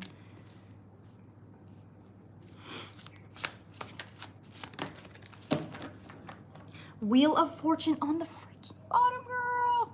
So he views me negatively even though he keeps looking at my social media. Yeah, yes. Literally, yes. His energy is like totally projection. Hello, Sameda. So, yeah, it's not that he views you negatively. It's that he is projecting onto you. That's how a projection works, is that it doesn't make fucking sense. Like, a projection is manipulation. Someone that has consciousness is gonna look at someone projecting and be like, that doesn't make literally any sense. I am still taking readings. I do have, though, 7 people on my list. So if you can book, and if you like end up going to sleep or something, I can see the timestamp when I like, or I guess you'd be the last reading, so it'd be kind of easy to find, and you can like rewatch it back, or if you want to wait, you can totally do that. But yeah, like, girl, that's literally a projection. Like, a projection is like, it doesn't make sense, like, to someone that wouldn't project. Like, it doesn't make sense because it literally is like a mind fuck. Like, it's a personal projection. So yeah, I have to say, yeah, like, this person is definitely seeing you as like, I don't want to sit with the fact that I don't want a relationship, so I'm going to project onto you. That's literally the vibe. Okay, amazing. He is confusing for sure. Do you know if he would reach out since I keep seeing so many signs? Yeah, I'm getting no. I'm getting a no. With his energy, no. It's just an obsession. It's just a mental obsession. He wouldn't reach out to you. Like, that was coming through pretty loud. But you're still, like, this is the whole message for you, is that, like, stop focusing on this man. Stop focusing on this man. Like, he's not aligning to anything that you want. He doesn't show up for you. He's not giving you anything that you want. He didn't give you anything that you wanted in the past. He literally ghosted you. Like, he is not a reflection of anything that you want. He's not aligned to any kind of manifestation that you want. So if there are feelings for him, that is so valid, but recognize the attachment and choose something else. Like, if you see his name and you're missing something about him, what are you missing? Give that to yourself. What do you wish he would give you? Give that to yourself. Like, he is a literally direct mirror of, like, something that, a version of you that you need to let go of. Because when you were in that situation, you were probably giving to something that wasn't giving back to you, especially with his energy, which is why he ghosted you, is because the universe literally said, no, we're gonna take him out of your life. So I'm pulling here on what's coming for you if you take your energy away. If you pull your energy away from this and you focus more on, you know, like I said, saying, what does my manifested reality look like? Yeah, exactly. You're probably attached to his shadow because you have the same shadow. That's what I mean. Like, there's definitely an energy here of, like, you maybe have a pattern in your pain body of, like, chasing the idea of love rather than actually receiving it, which comes from emotionally unavailable parents. Yeah, so recognize that. And we have the Knight of Cups, the Nine of Swords reversed. On the bottom of the deck, the Wheel of Fortune, the Temperance with the Lovers. So there's 3 major arcana cards, which is literally the Empress, which is the number of receiving. You know, it's also the number of teamwork and collaboration. So especially with the Wheel of Fortune being 10, there is something coming in for you, especially like maybe a potential new connection, but this is something that requires choice. The Wheel of Fortune is a free will card for me because it is fate, but fate requires choice. Yes, I have emotionally unavailable parents. So that's what I'm saying here with the choice is, if you want a healed relationship with someone that is going to love you the way that you deserve, then you need to make sure you're looking into your shadow in that way. Okay, in what ways was he emotionally unavailable? In what ways am I attached to chasing something that isn't actually happening? And in what ways does that reflect what my parents didn't give to me? That is where the core is. What did my parents not give to me? And that's what you're used to. That's what your brain is programmed to believe, you know, is comfortable, is safe. So you get to reprogram that by then giving to yourself what your parents didn't give you, and allowing emotions to come up that, you know, might be a little uncomfortable, but you literally get to say, what did I not get from my dad? How do I wish my dad would have treated me? What do I wish he would have said to me? Same questions for your mom. That is the core energy of how you can treat yourself now to manifest a partner that is going to be able to give you that security after you give it to yourself. So that's like the biggest vibe here that I'm getting for you with this connection, is that, especially with the eclipse, I think the energy is so loud because it is really a big mirror to a version of you that your guides are like, we need you to detach from this because your manifestation doesn't live in this bubble. Like, you need to detach, create your own bubble. So that's what I'm getting here. You're absolutely guaranteed this, but you just have to make sure that you're choosing your healing. And you know that it's not healing to stay hooked on someone that isn't giving you what it is that you deserve.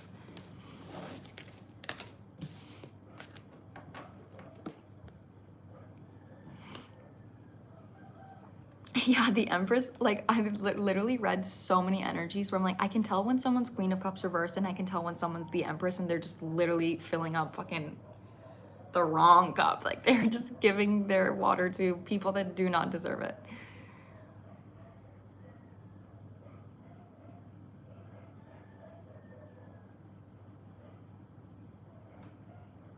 Wow, that's exactly what I'm saying, is because he literally felt your energy pull back, Charice. He felt it pull back. Like I said, they feel it. When you guys are one bubble and you start ascending, this person feels it. But you just have to know that I'm just feeling his energy because he's trying to pull me back. And then you have to say, I don't want to go back. I'm going to keep moving forward. So keep doing what you were doing. Your energy was coming out very good. It just felt like it's challenging. It's Two of Pentacles. Like I have these thoughts about this guy.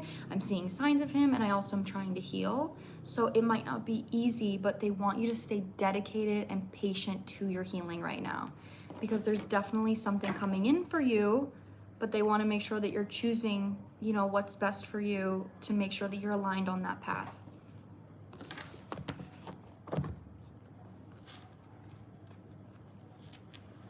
That was like so insightful. Like that was a really in-depth reading just then. So you think I'm an empress? Yes, I do. I absolutely think that you're an empress.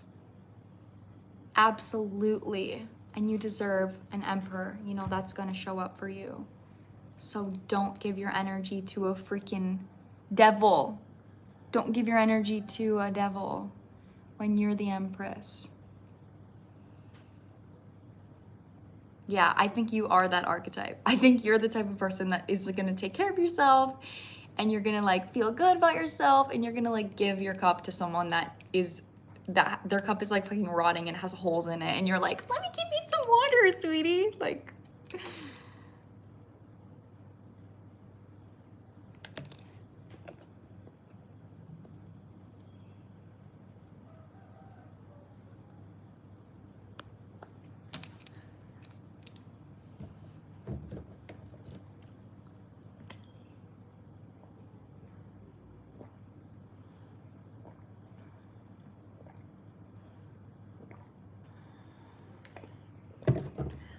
okay, that was Charice. I think Eleanor's next, and the next few readings I think I have, they might be $50 readings, so just tarot readings. Oh, okay, yes, so Eleanor's next. After Eleanor is Sierra. After Sierra is Sarah, and then Leanne, and then Sarah again, and then Michelle, and then Dory. You're so welcome, Charice. I really hope it resonated, and I'm excited for your journey. Okay, guys, give me 1 second.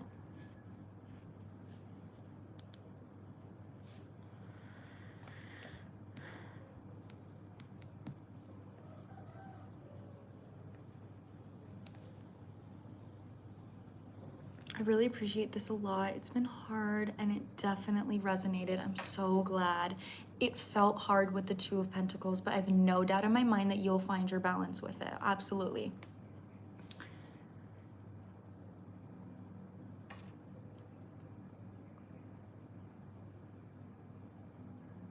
If you want to combine both of Sarah's readings before mine, that's fine. If you're already in her energy, I really appreciate that, Leanne. Thank you. I definitely will do that then. Thank you so much. Okay, so Eleanor, can I read your question out loud or would you like me to keep it private?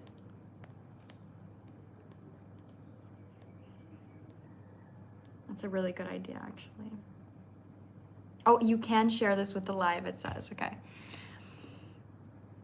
I'm asking for a connection reading with my friend. Her initial is N, asking about her energy in this connection. It seems like she's into me, but maybe afraid of it because I'm in love with her. I've been in love with her for a while. And also I'd love advice on any action to take next, if any. Thanks, I love you. Okay, perfect. Ooh, a little friendship scandal.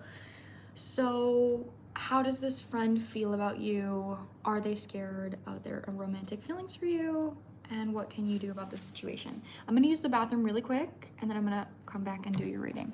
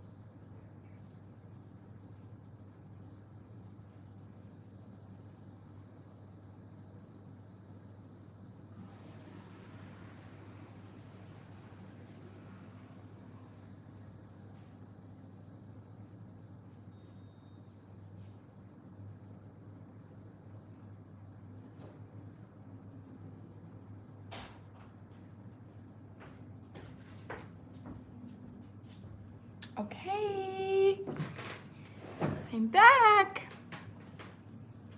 Okay, let's see here.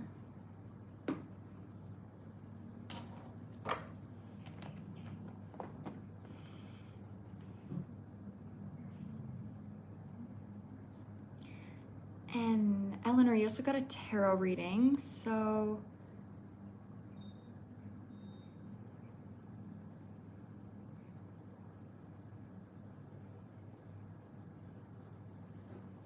I'm gonna use this one.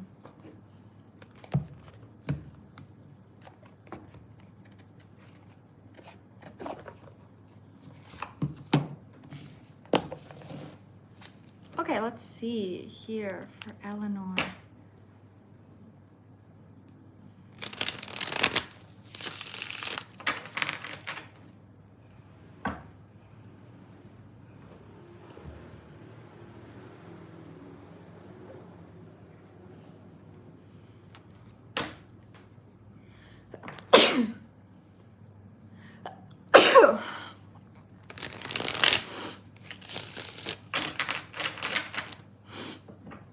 Okay, let's see.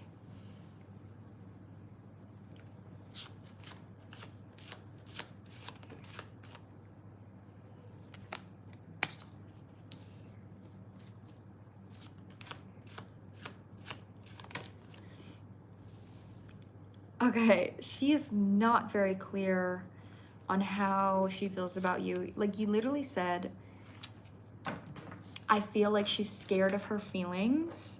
Immediately what I'm getting is I don't think that she's in the space where she knows what makes her happy. So this obviously, thank you so much.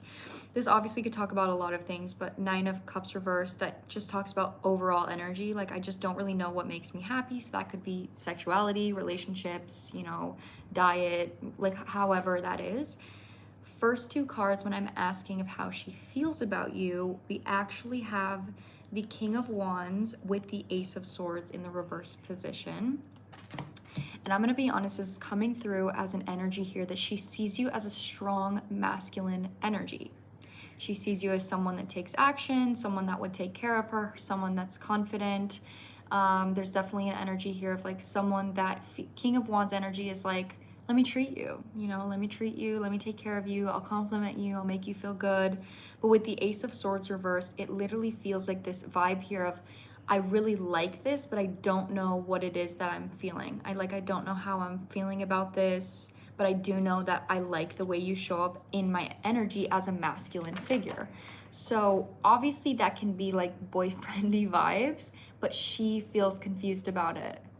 I do treat her. Okay, that's exactly what I'm saying here. It literally feels like she's like, why does it feel like you're my boyfriend? But with the Ace of Swords reversed, it's like, why do I like it? Is this a friendship? Why am I feeling this way? It doesn't feel like she's like, I like you and I'm not gonna admit it. She's literally like, I don't know how I'm feeling right now.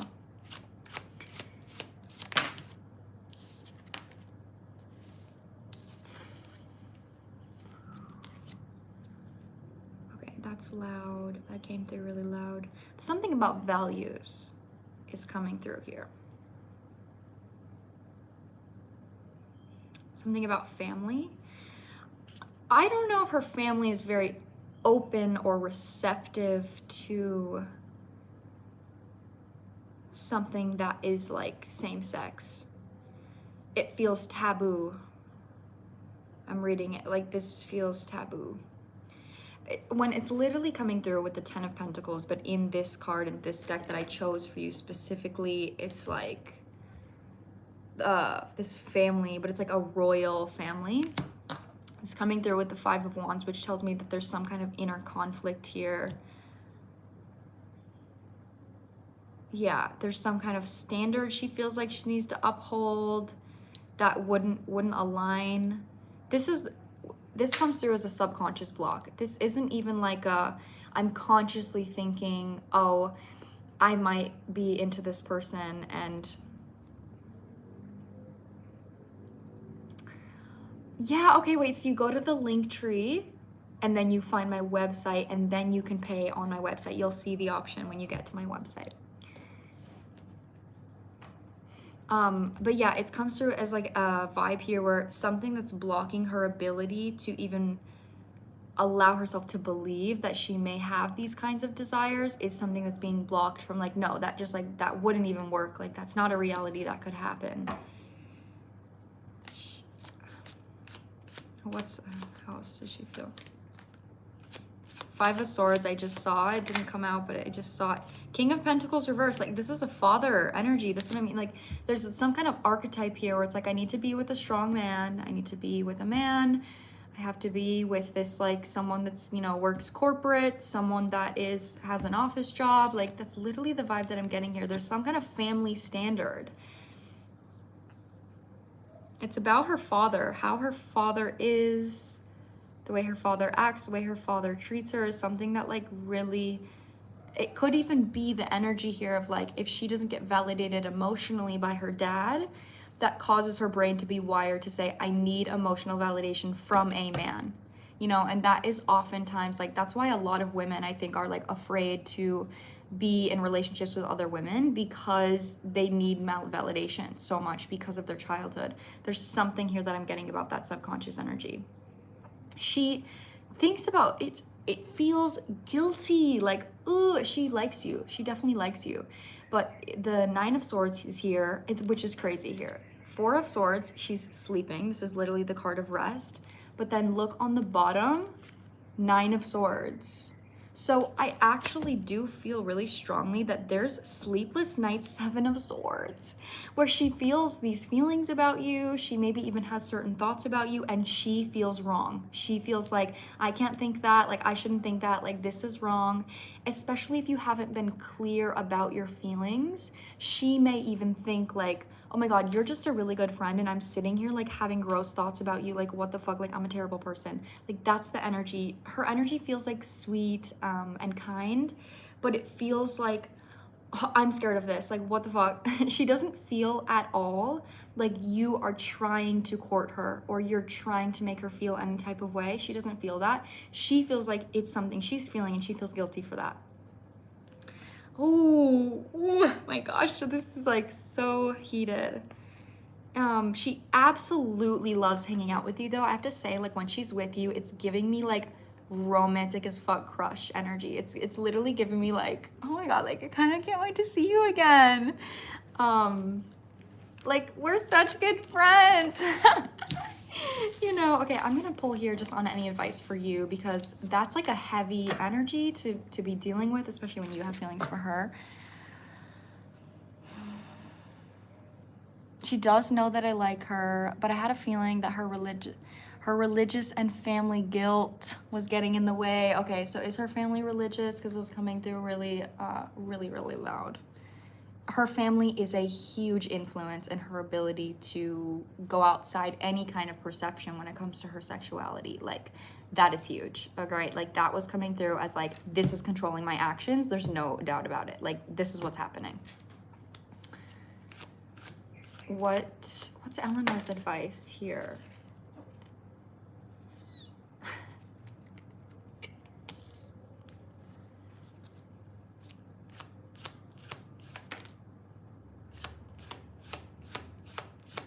Yes, Mads, I did just get your email. Right when I'm done with this section, I'll add you to the list.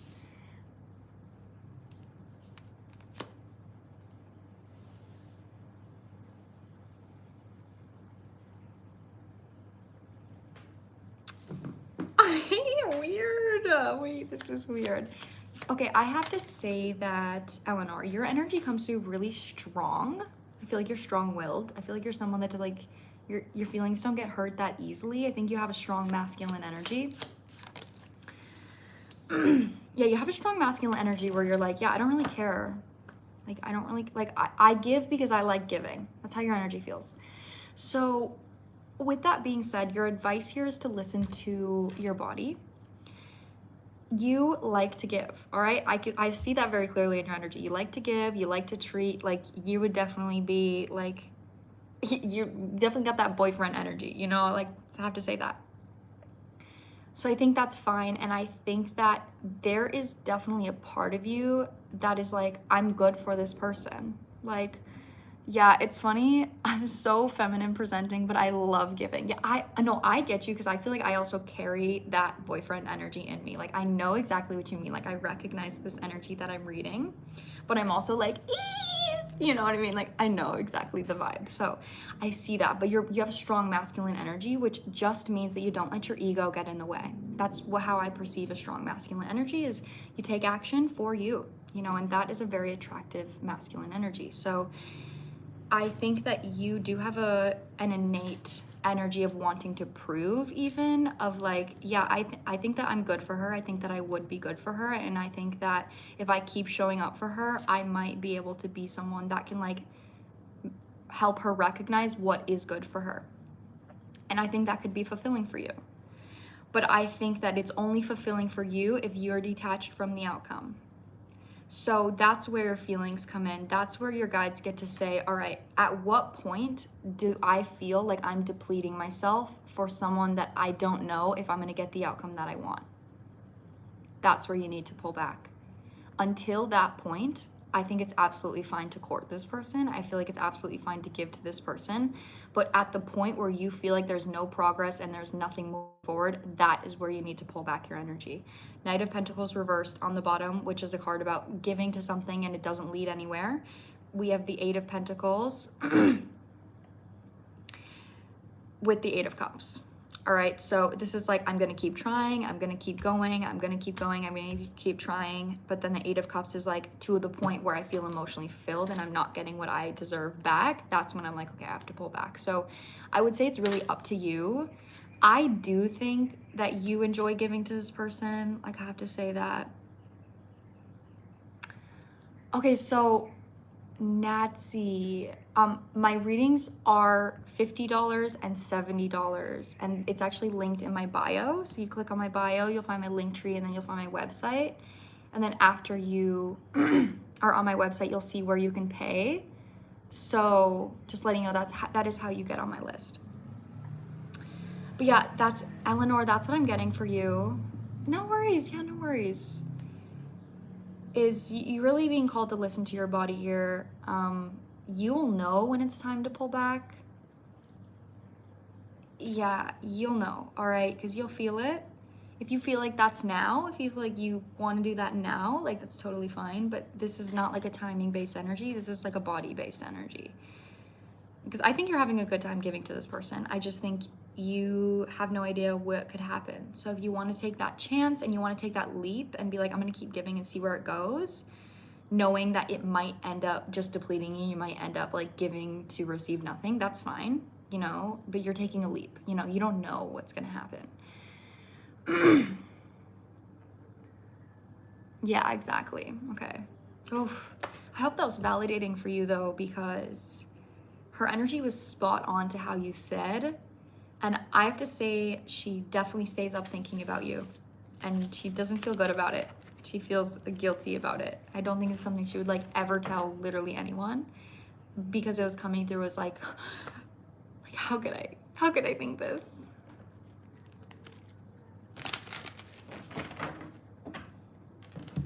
There's 2 more people on my list here. Sameda.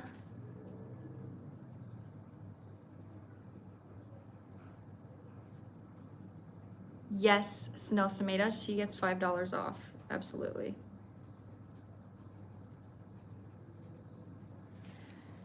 It confirmed exactly what I was thinking. I just hope she can learn to feel okay about the way she is. Me as well. Like, I really hope that for her too, because I feel like she really likes you. I literally feel like she's in an inner war right now. And then Maddie also.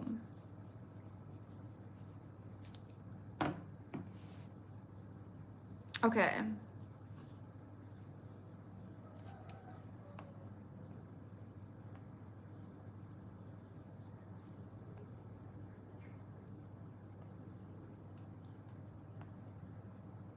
Okay, now Sierra. And then Sarah. And I'll do Sarah's 2 readings. And then I'll do Leanne.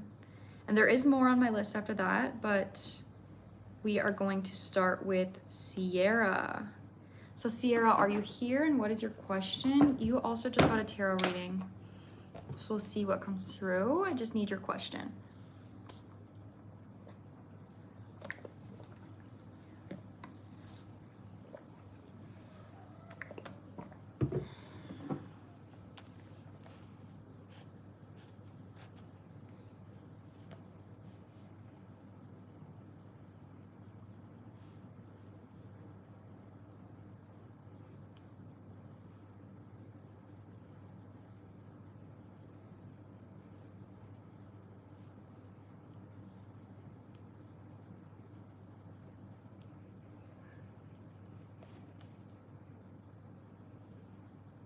All right, is Sarah, no, is Sierra, are you here? Oh my God, my cat is so cute. She was literally just napping and she naps with her tongue out and she's literally sitting like this. Oh my God, that is so cute. So cute, you got your little tongue out. Okay, I might move on to the next person just because Sierra, I'm not hearing from her. And I would just answer her question and email her, but she didn't put a question in.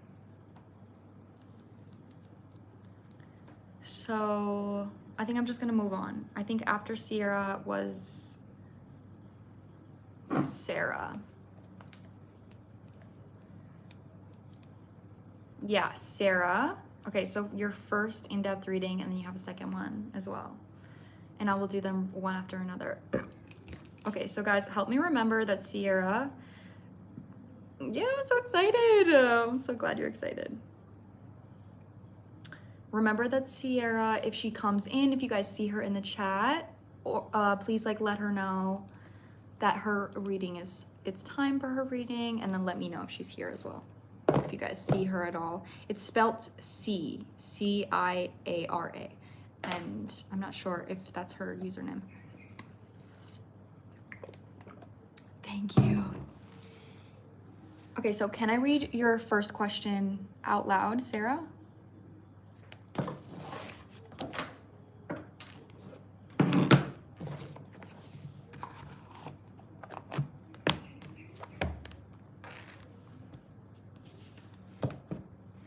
Yes, totally. Okay.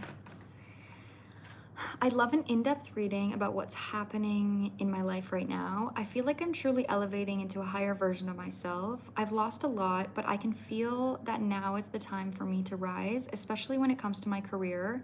Am I on the right track towards my success and desires? I love that question.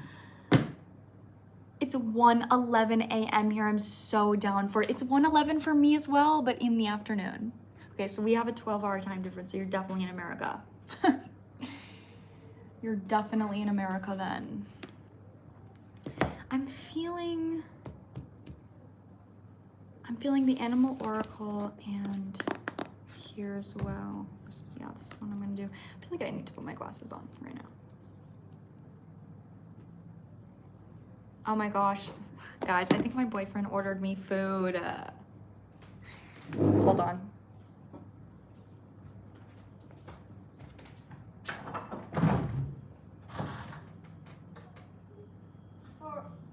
No?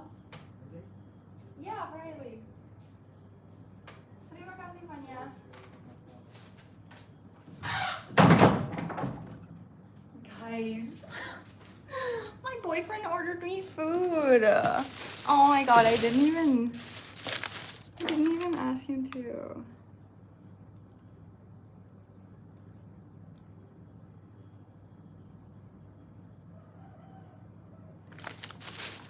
Hold on. 1 second. Okay, he got me pasta. Okay, there is mushrooms in it though. I hate mushrooms.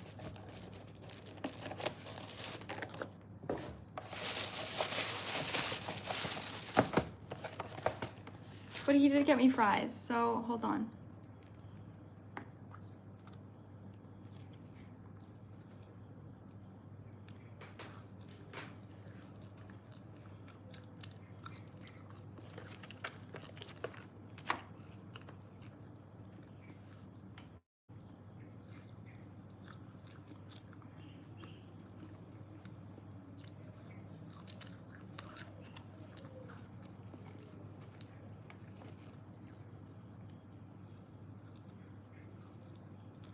Guys, I hate mushrooms.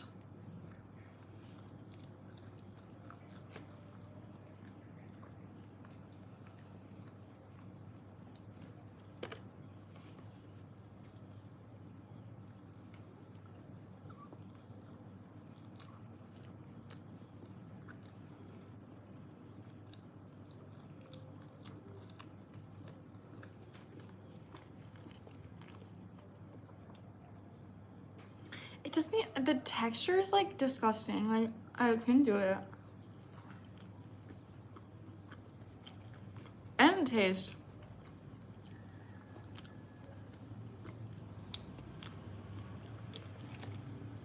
Yeah, it's the effort that counts. I think I've literally told him that I don't like carbonara pasta though. But it's still sweet.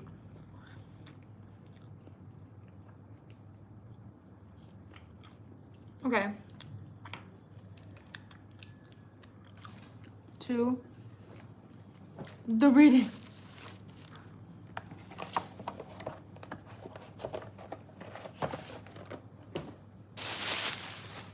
That was a nice little snack break. I'll take a snack break now in between my readings.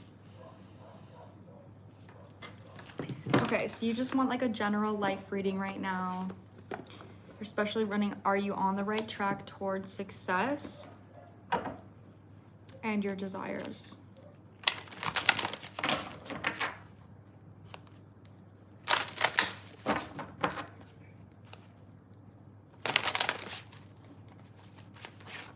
Okay.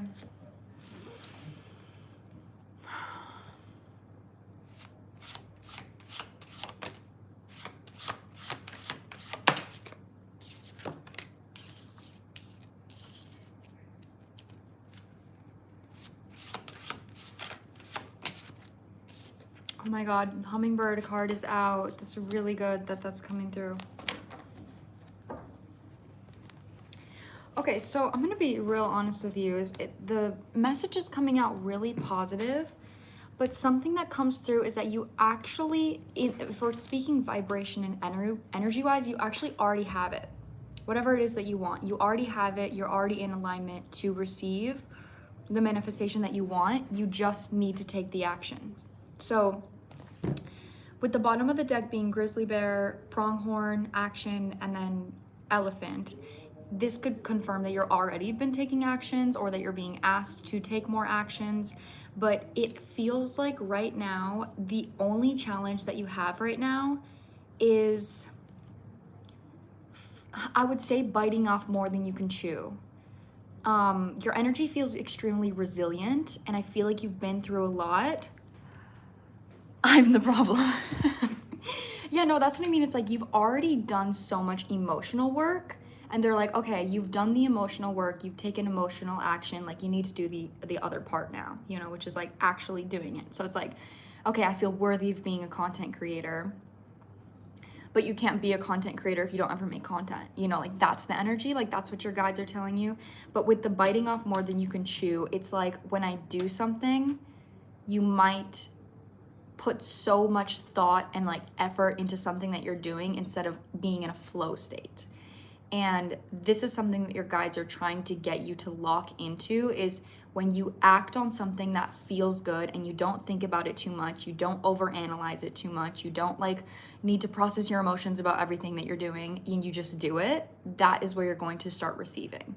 So there is something that's coming from this, but with hummingbird being on the right side and black jaguar being on the left side, that tells me that your emotions are getting in the way right now.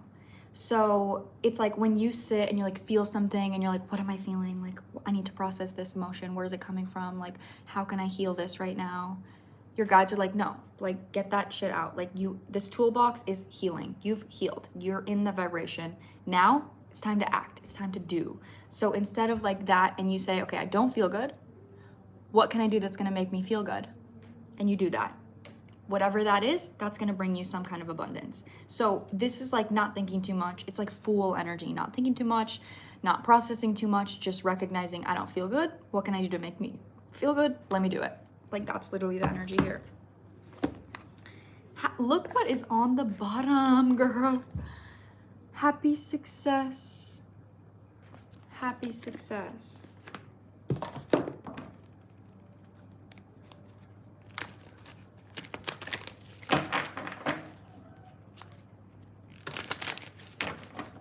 I'm literally seeing milestone right now.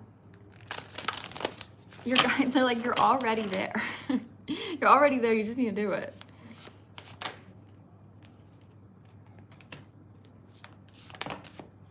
Oh my goodness, girl. Whoa, it fell on the ground.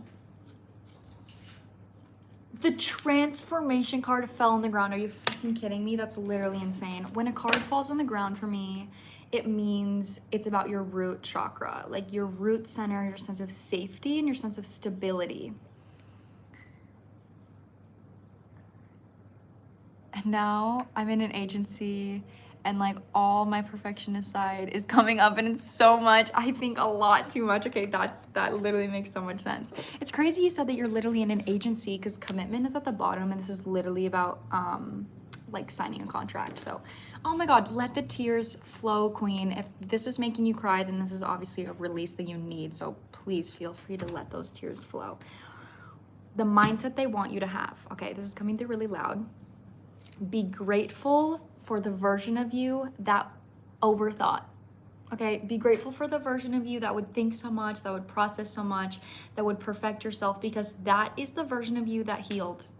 That is the version of you that said, you know, what's my trauma? What am I'm going through? How does this relate to my past? That is the version of you that took so much effort to pick apart a version of you that was wounded and put her back together. And you did that, queen. Okay, you did that. But now you need to be grateful for that version of you instead of embodying her. That's why transformation fell on the ground, is because you're actually becoming somebody new. And this old person is someone that is like, now, it's like, I'm literally seeing a train going, and this old version of you is like, I'll see you later. You know, like, you're on to your new journey, you're moving on to a new journey, and they're like, I can't come with you. Like, I can hang out with you, we can talk on the phone, but you can't be me anymore. So I am getting a little bit of grief here, and kind of you locking into recognizing when you're perfecting yourself, when you're doing this, the consciousness that it comes from to help you is recognizing, when did this benefit me? And most of the times the answer for that is going to be something trauma related. You know, it's going to be, this benefited me because I was able to learn about myself, because I had to pick myself apart, because I had to constantly look at my own actions, and I had to constantly look at like what was happening to make sure that I was in the good intention and my vibe was good. Now I've put her back together. Now I am that person, and I can trust myself. I can trust that what I naturally do is high vibe. I can trust that what I naturally do doesn't need to be perfected. I can trust that what I naturally bring to the table is what is required for the situation I've been put in right now. So it's really about trust right now. And I think that's why they want you to be in a faith-based energy, because when you're acting from your gut and you're acting impulsively and you're not allowing yourself to think too much, and then you just do it, that's when you get the reward. And every single time you get a reward for just doing it, you feel more comfortable to just do it. So it's like they need you to build trust with this being, with this way of acting, because it's definitely unfamiliar for you. I'm gonna finish this off with tarot here.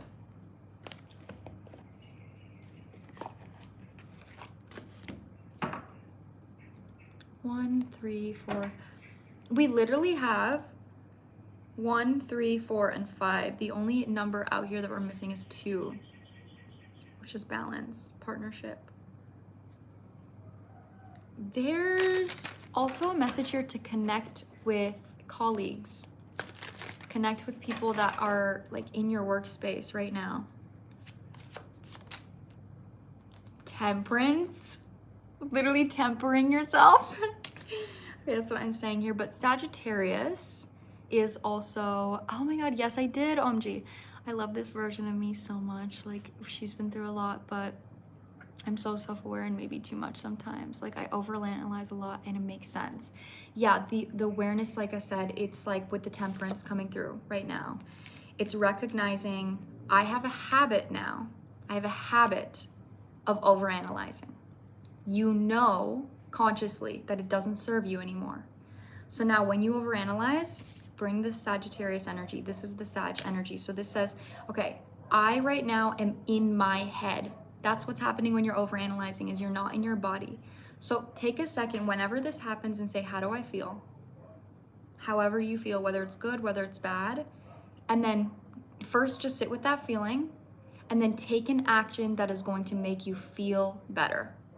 All right? Instead of trying to logic your way out of it, focus on your body. That is the Temperance energy, because Sagittarius is about new experiences. You know, it's about different cultures, different foods. But I also see Sagittarius very much of a growing experience, because they are so quick to do something new. And when you do something new, you're in your body because you don't know what to expect. So you're fully feeling the experience. I think that right now, cutting it to the High Priestess here, you are going to learn to know that this version of you, with the side of you that is over analytical, is so insanely beneficial for your job, but with balance, with the Temperance, within a balance. It's like she's there when you need her, but you don't need to use her all the time. I'm gonna close the list right now only because it is pretty long, and on my food, I have food here, so I'm gonna close the list right now. And then we have, look what's on the bottom again, the High Priestess. I literally cut the deck and now she's on the bottom. And then we have the Lovers with the Queen of Wands and the Knight of Swords, Eight of Swords. So this is the energy that you're currently letting go of here is, yeah, you wanna know what's fucking crazy? Look at this. Do you see how there's a hummingbird? Look what's coming out for you. Hummingbird, that's fucking insane. So literally what I'm getting with that is the more you're trapped in your head, the further you are away from your manifestation. Like, as simple as that. And the reason I'm not going so in depth with it is because you know this. Your lesson is not needing to be self-aware. Your lesson is choosing a body-based experience outside of your self-awareness, regardless of your self-awareness. That's literally the energy here, is being self-aware enough to recognize when you're overthinking and choosing to be in your body in that moment. That is going to help you elevate. Other than that, you're literally already doing everything. I'm seriously, like, you're already doing it. You already have it. You already have the manifestation. Your guides literally said that. It's like, you literally have it. Like, you've already caught it.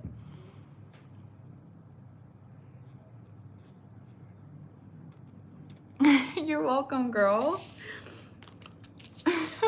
Don't be so hard on yourself. I feel that coming like at me towards the screen. Like, don't be so hard on yourself, girl. You overthought because you had so much healing to do. And that's hard ass work. And now that version of you is like, wait, I want to help. And you're like, I love you, but I've got this. You know, don't be so hard on yourself. Okay, now you had a second.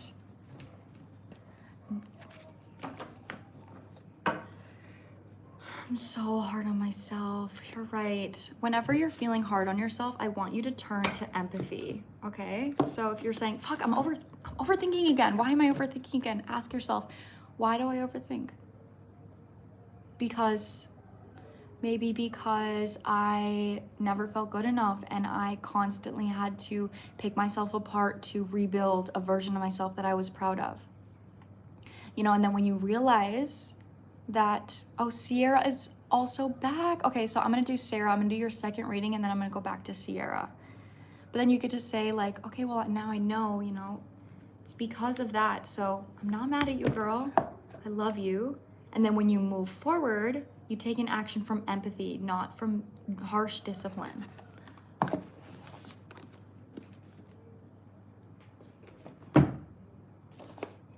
Okay, so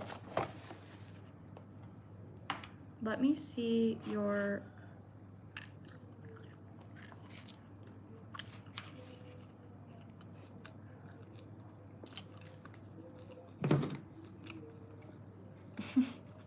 Yes, Sierra, welcome. Okay. Yeah, so Sierra, I'm going to do Sarah's second reading and then you will be right after, okay?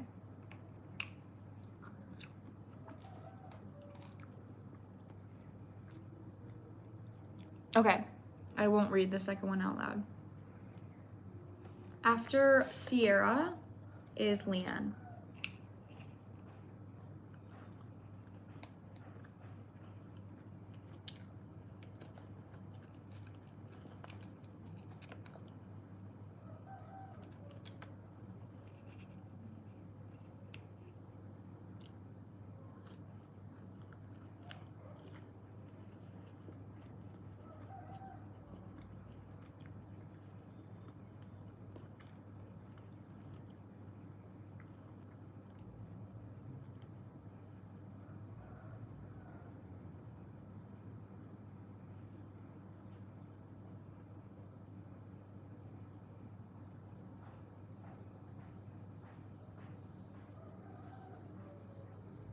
Okay.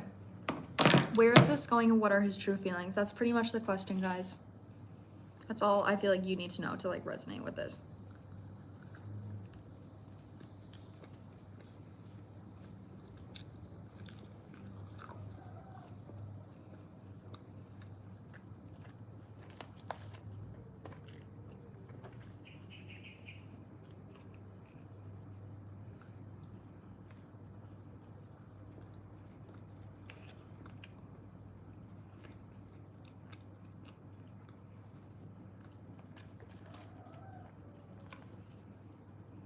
Sorry guys, I really needed a snack break.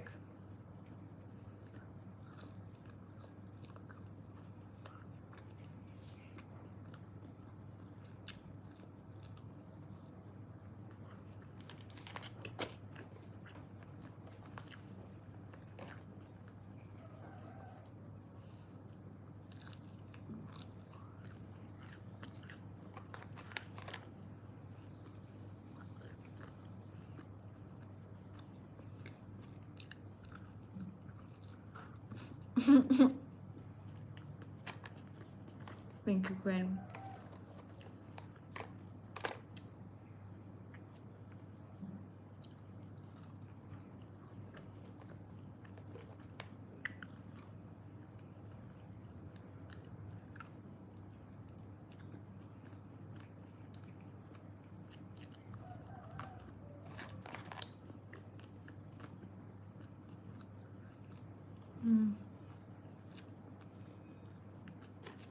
My list is currently closed, guys. I've got a lot of people on my list, so if you want to get a reading, you're gonna have to wait till next Wednesday.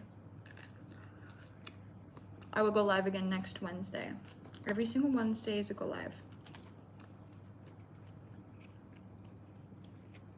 So if you just want to subscribe and turn on my post notifications, you'll get notified when I'm live next.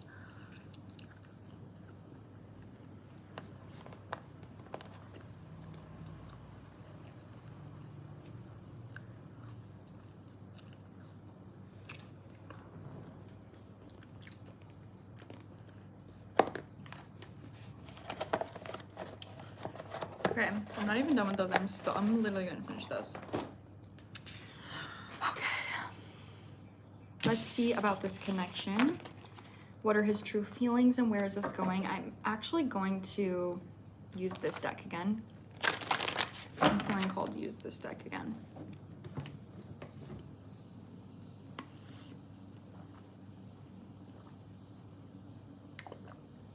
Aw, thank you. Thank you for understanding. I hope I see you in the next live.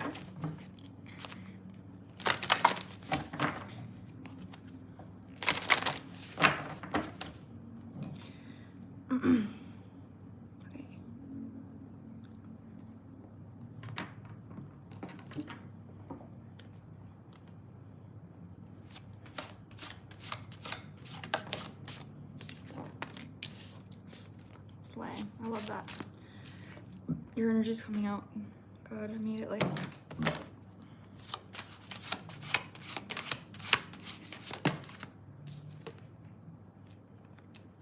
Girl! I already know I'm gonna like this reading. Oh my god. This is so cute. Wait, this is cute. Oh my god, guys. This is adorable, actually. Okay. I'm gonna pull, I want to use another deck before I speak, but who am I? What? It's so good. It's so good. I like his intentions as well.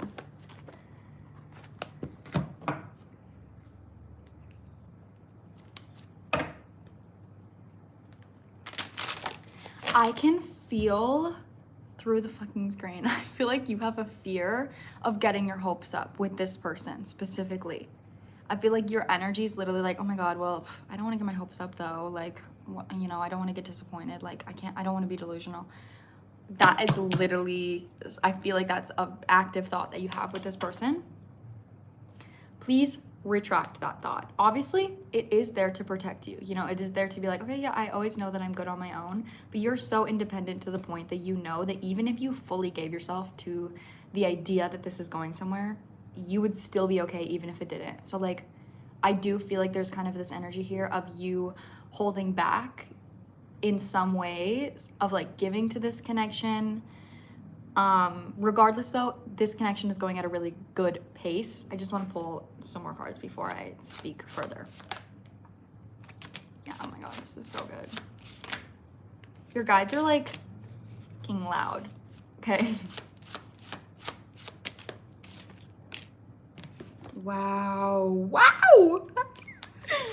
Okay, so OMG, I was so nervous to even ask about him.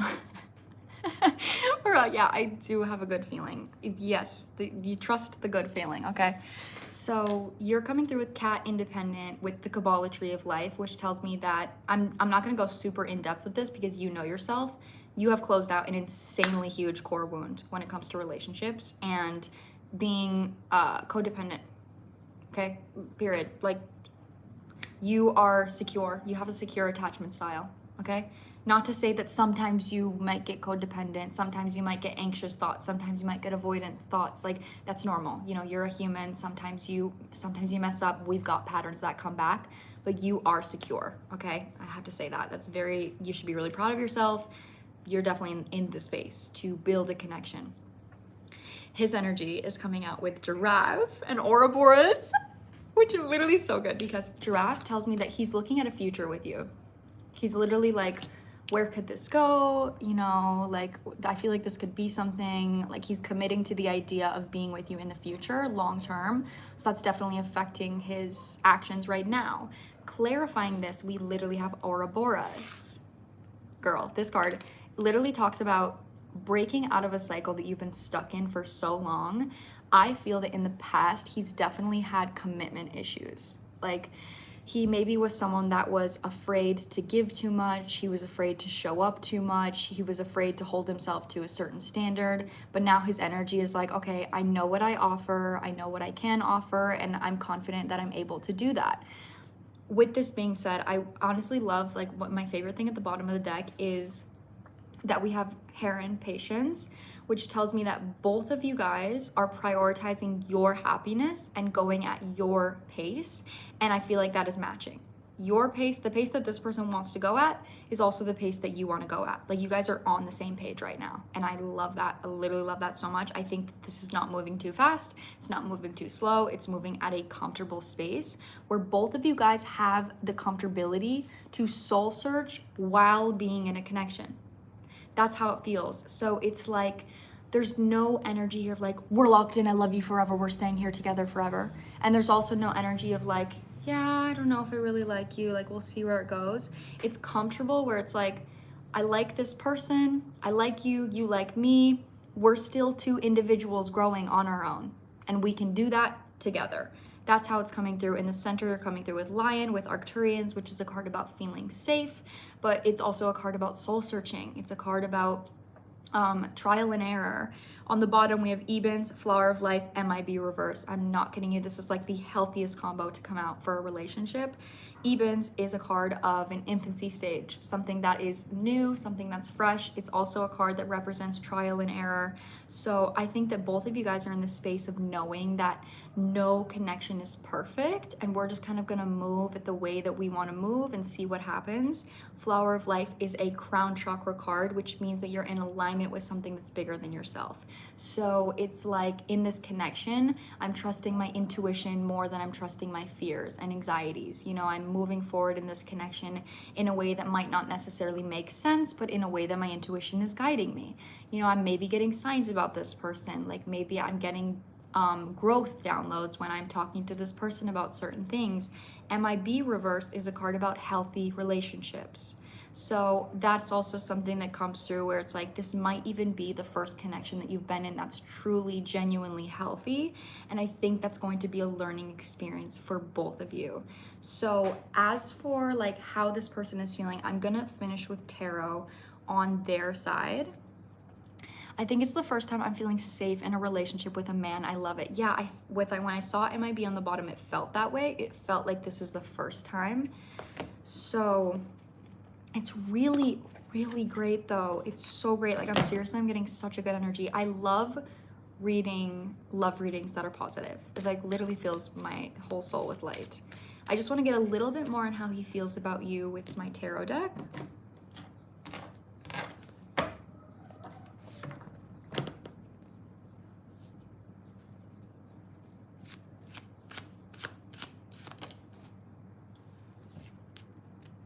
Girl, I cannot make this shit up. Okay, is this upright or sideways though? It's sideways. I just pulled the King of Wands and look what's on the bottom. I'm literally asking how he feels about you. King of Wands sideways. Okay.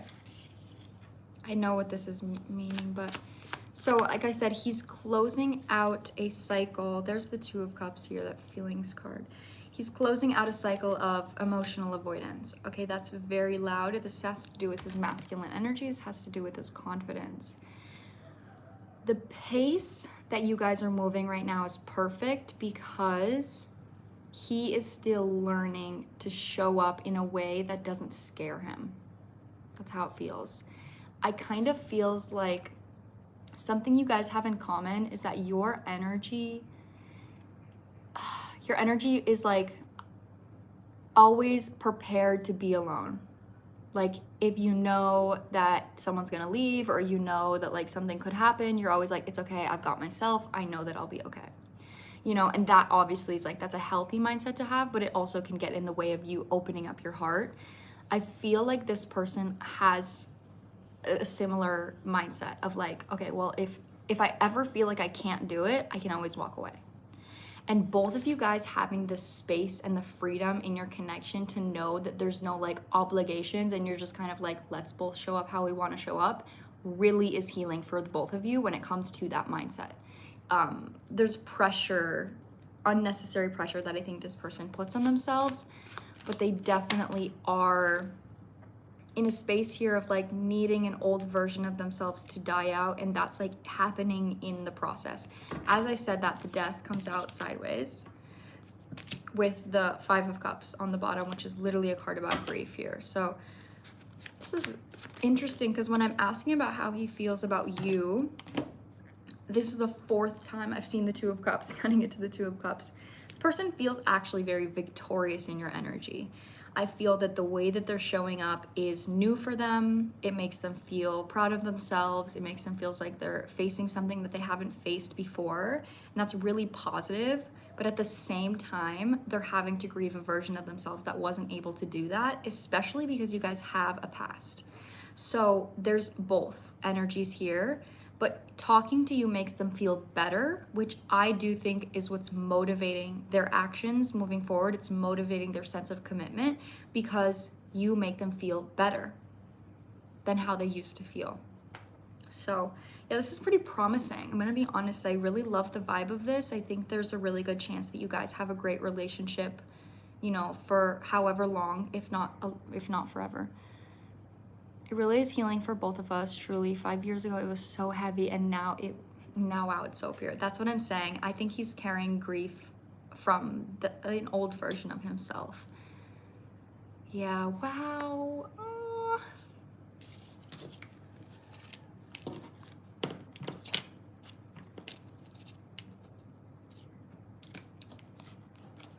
That is what I'm getting for you. Sarah, thank you so much for buying 2 readings. I really hope they both resonated for you. You were really lovely energy to read.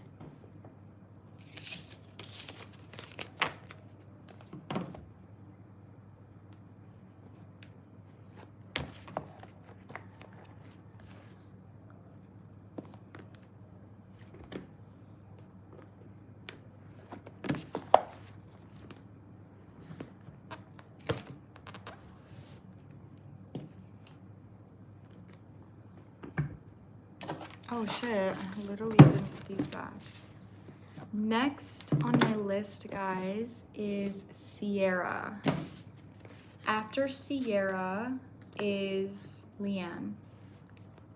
And then I'm gonna see my list. I'll tell you guys my list then so we know who's in line.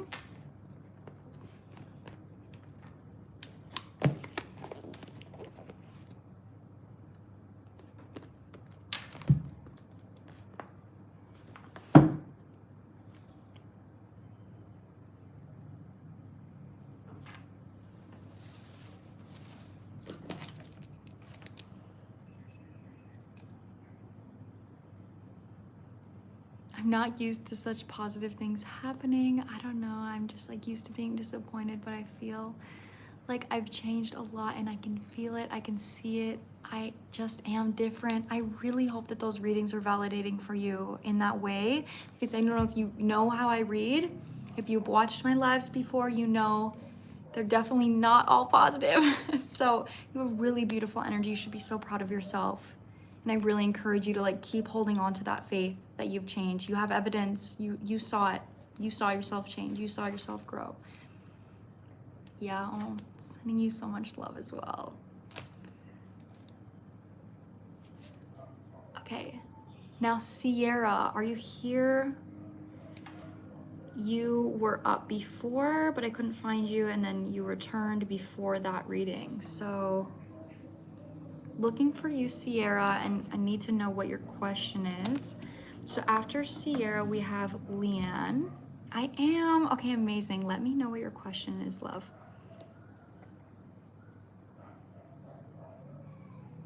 Okay, so yeah, we have Leanne, and then Michelle, and then Dory, and then Sameda, and then Maddie, and then that's it.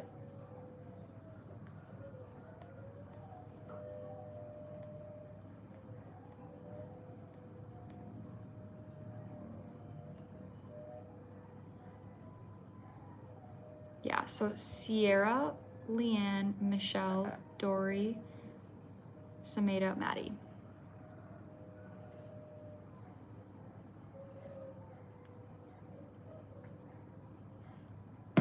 And then I'm going to hop off because I feel like I'm at my limit with my readings today. But again, guys, I go live every Wednesday. So if you didn't get to book a reading with me today, I do have a website if you want to book a personal reading, or if you want to wait until the next time I'm live. Obviously, that's always an option.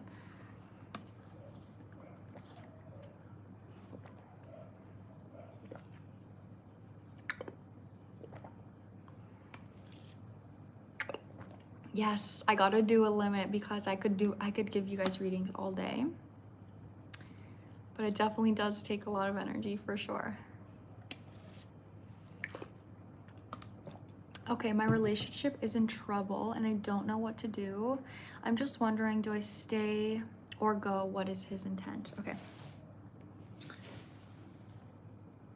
All right, which deck? I'm feeling like this one.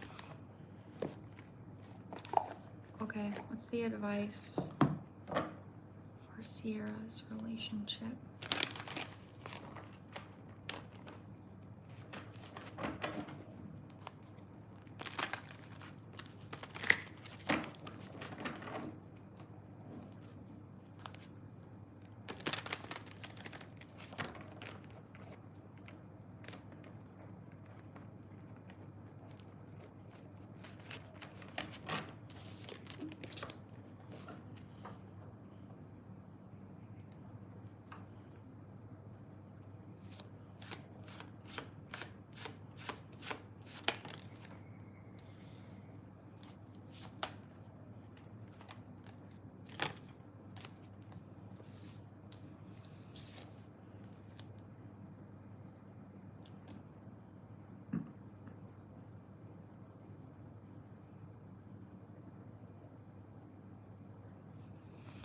Okay, so I feel like you're waiting for something to happen that hasn't happened, but you're also not taking action.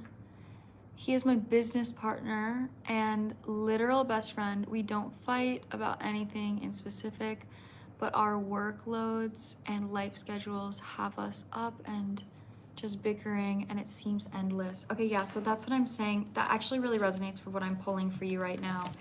So, like I said, you're like waiting for something that isn't happening, and it kind of feels like there is a lack of confidence in the relationship because of, like you said, the workload. It's interesting you say that you work together because he's coming out as the King of Pentacles and you guys are coming out together with the Ten of Pentacles, you know, so that is literally like money, finance, work. But a bit of advice that I'm getting for you is I feel that you're unclear within what you want. You know what you don't want, but you don't know what you want. So your energy is kind of like, we're bickering, it's endless, like I don't know why we're doing this, like this feels weird. It kind of feels like there's a judgment call here on saying, okay, well, I don't want us to bicker, you know, I want things to go back to normal, whatever it is, but this isn't working. So what can I ask of him, or what can I suggest, or how can we have a conversation that's going to bring us back to presence? So this is you recognizing and getting clear on saying, I want more connection. I want more presence, you know, and I'm not saying like a present, like presence, like be present with me. But it does feel like right now, especially with you guys being, you know, working together, you can lose romance within that work, especially with being best friends as well. You can lose romance in a best friend type of friendship. You can lose romance when you guys are always working together. So with the workload being something that's heavy, it feels like right now your guides want you to be honest with yourself and say, what do I want? Do I want more dates? Do I want once a week where I'm guaranteed to know that we're going to do something special together? Do I want more help? Do I want, like, it's going to be different for everyone, obviously, like, because everyone wants different things, but you don't know what you want right now, and that's like the first issue. That's the first problem here, because that's when, then Two of Swords, I'm seeing clearly now. Now I want to communicate with him, and I want to say, I don't like that we've been bickering. I don't like that we've been at each other's throats. Like, you are my best friend. I love you. But because of our work right now, I really feel like I need more presence. So how do you feel if like every single Friday we do something special together? You know, every Saturday we do something special together. There's something here, especially with the moon, about like craving out time, carving out time for both of you. And this is something that both of you need to put effort into, obviously, if you both work together. So this is actually going to build a lot of confidence in your guys' relationship. But right now, I think you getting in your head about like, should I leave? Is this not good for me? It's just anxiety. And your guides are pretty much saying this is something that can be solved with clarity and a conversation. All right, so what is it that's making you feel like you need to leave? All right, what is the solution to that? What would make you feel like you shouldn't leave? What would make you feel like you don't need to leave? Have a conversation with your partner about that. All right, that's honestly what I'm getting. Like, it doesn't feel like this person's energy is combative either. It feels like they want to work with you. He won't communicate at all. What do you mean by that? Like, he won't talk to you? What do you exactly mean by that? What's his energy? Like, I don't know how someone doesn't communicate. Like, when you sit down, you say, I need to talk to you. You know what I'm saying? Like, are you doing that? Like, are you like, let's have a talk? You know, and if you say that, is he like, no, let's not talk? Or like, what's going on?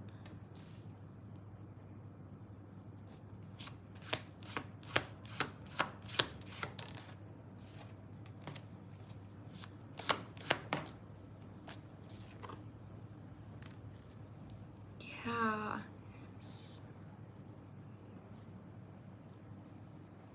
Yeah, no, that's what I mean. That's why I'm getting like a conscious energy here of like, I need to talk to you. This is serious for me. Like, have a heart-to-heart conversation.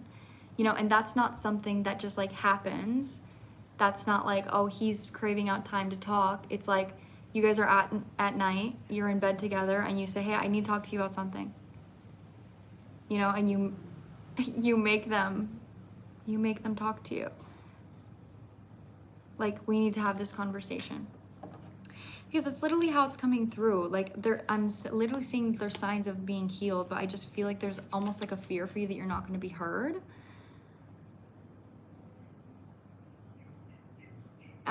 But when I'm pulling on his energy, the King of Wands is coming out in the reverse position, which points to control issues.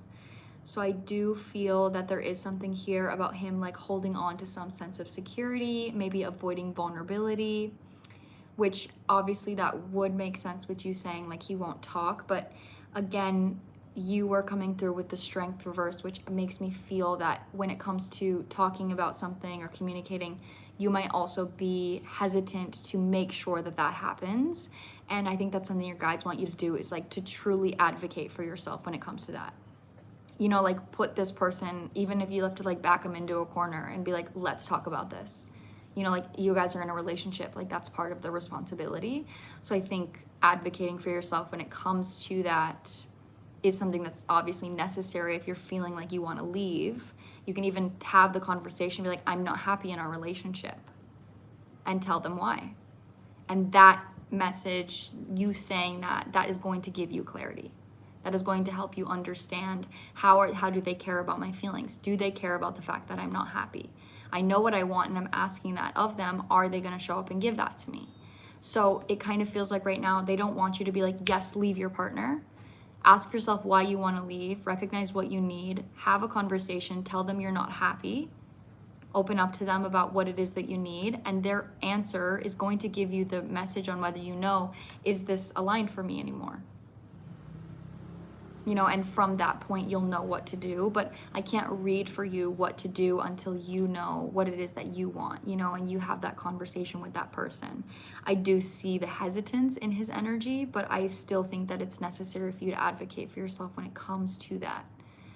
And I'm just saying that because the Strength reversed does make me feel like there's like it's hard for you to do that. Like you might be kind of like shy when it comes to initiating that, or passive. And your guys are like, don't be passive about your feelings. Don't be passive about your emotions. Like, make sure that you're heard. Yeah, you're so welcome. Also, it doesn't have to be calm. Like, you don't need to be screaming at him, but be stern. Be serious. What you're saying is serious. I'm considering leaving because I'm not happy. That's a serious conversation that needs to be had. And if you want to say it just like that, that doesn't mean you're rude. It doesn't mean you're mean. It doesn't mean you're being harsh. It means you're being honest, and that matters in a relationship. So I just want to say that, like, don't be like, hey, like my feelings, like I'm not feeling good right now. Be like, hey, I'm not happy right now. You know, like stand up. That's like the energy here. So I want to say that.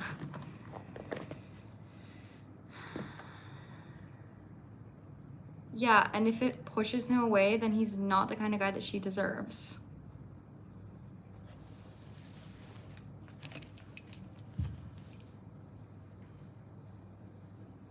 If asking for you, if bringing up your needs to your partner pushes them away, then you shouldn't be dating that person. He gets angry when I bring up talks about anything where he is at fault, so he will shut it down. That's what I'm saying, Clara. I can't read for you to say, leave this person or don't. But I can read for you to get clear on how you feel. And if you know that this person doesn't make you feel heard, they don't make you feel valued, and you come to the point of saying, I'm considering leaving because I am so unhappy, because I don't feel heard, because I don't feel like you care about my feelings, this is the conversation your guides are advocating for you to have, because this is the breaking point. This is saying, if this person isn't even willing to stand up when I'm about to leave, then you know your answer. Then you know that that being with that person is only burdening you. So that's what I'm saying though, but the energy of you bringing it up is not saying like, oh, you don't let him shut it down. If he shuts it down, say like, no, I'm gonna talk about this. You don't make me feel seen, you don't make me feel heard, and you're doing it right now. You know, and if that's something that he still shuts down, you know you have your answer. But this is like a serious conversation type energy. So I just want to say that there's definitely a vibe here to recognize what is it that you actually want in a relationship. Remove your feelings from this person to actually reflect on that, because that might be something that clouds you.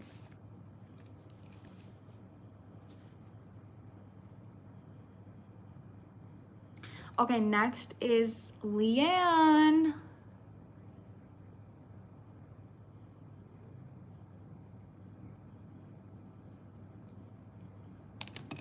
After Leanne, we have Dory. After Dory, we have Michelle, and then Sameda, and then Maddie.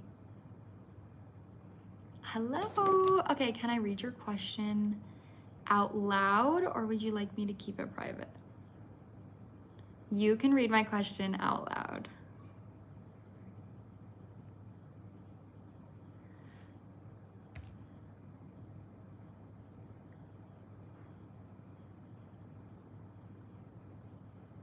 Yeah, aw. Sierra, I'm so happy you got that clarity. You deserve to be heard. Like, and he doesn't deserve to be treated like a king if he can't do something as simple as hear you. So, yeah, I'm really happy you had that realization. I hope you stand up for yourself. I'm trying to stay awake for mine. Oh my goodness. Okay, I'm trying to go fast, okay. Okay, I'm in a new connection with a Virgo man named John. He really wants to take care of me, and he has been really sweet, cooking me dinners, being consistent with me, and prioritizing me, but he is not outwardly emotional. Today I brought up with him that words of affirmation are important to me, and that I feel like he didn't really get what I was asking for. Does he have the ability to grow if I keep helping him learn how I want to be loved? And does he have deeper emotions that he's letting on? As a single note, I have a past person that I'm not 100% over, and I can't tell if that's swaying me. Okay, thank you for including that note. I feel like that's important.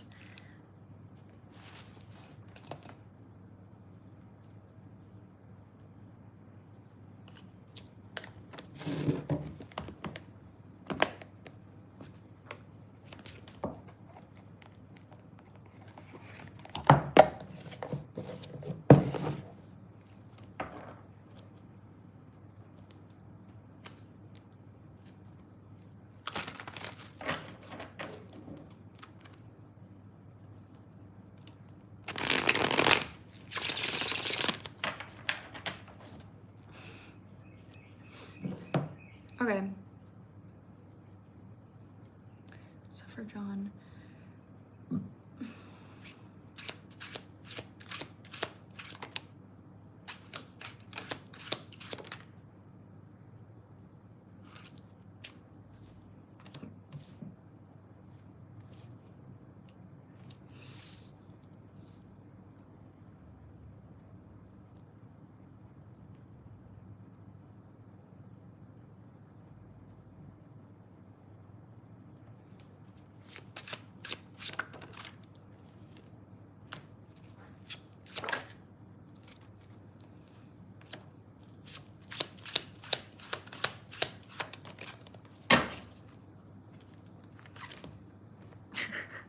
this is so Virgo energy.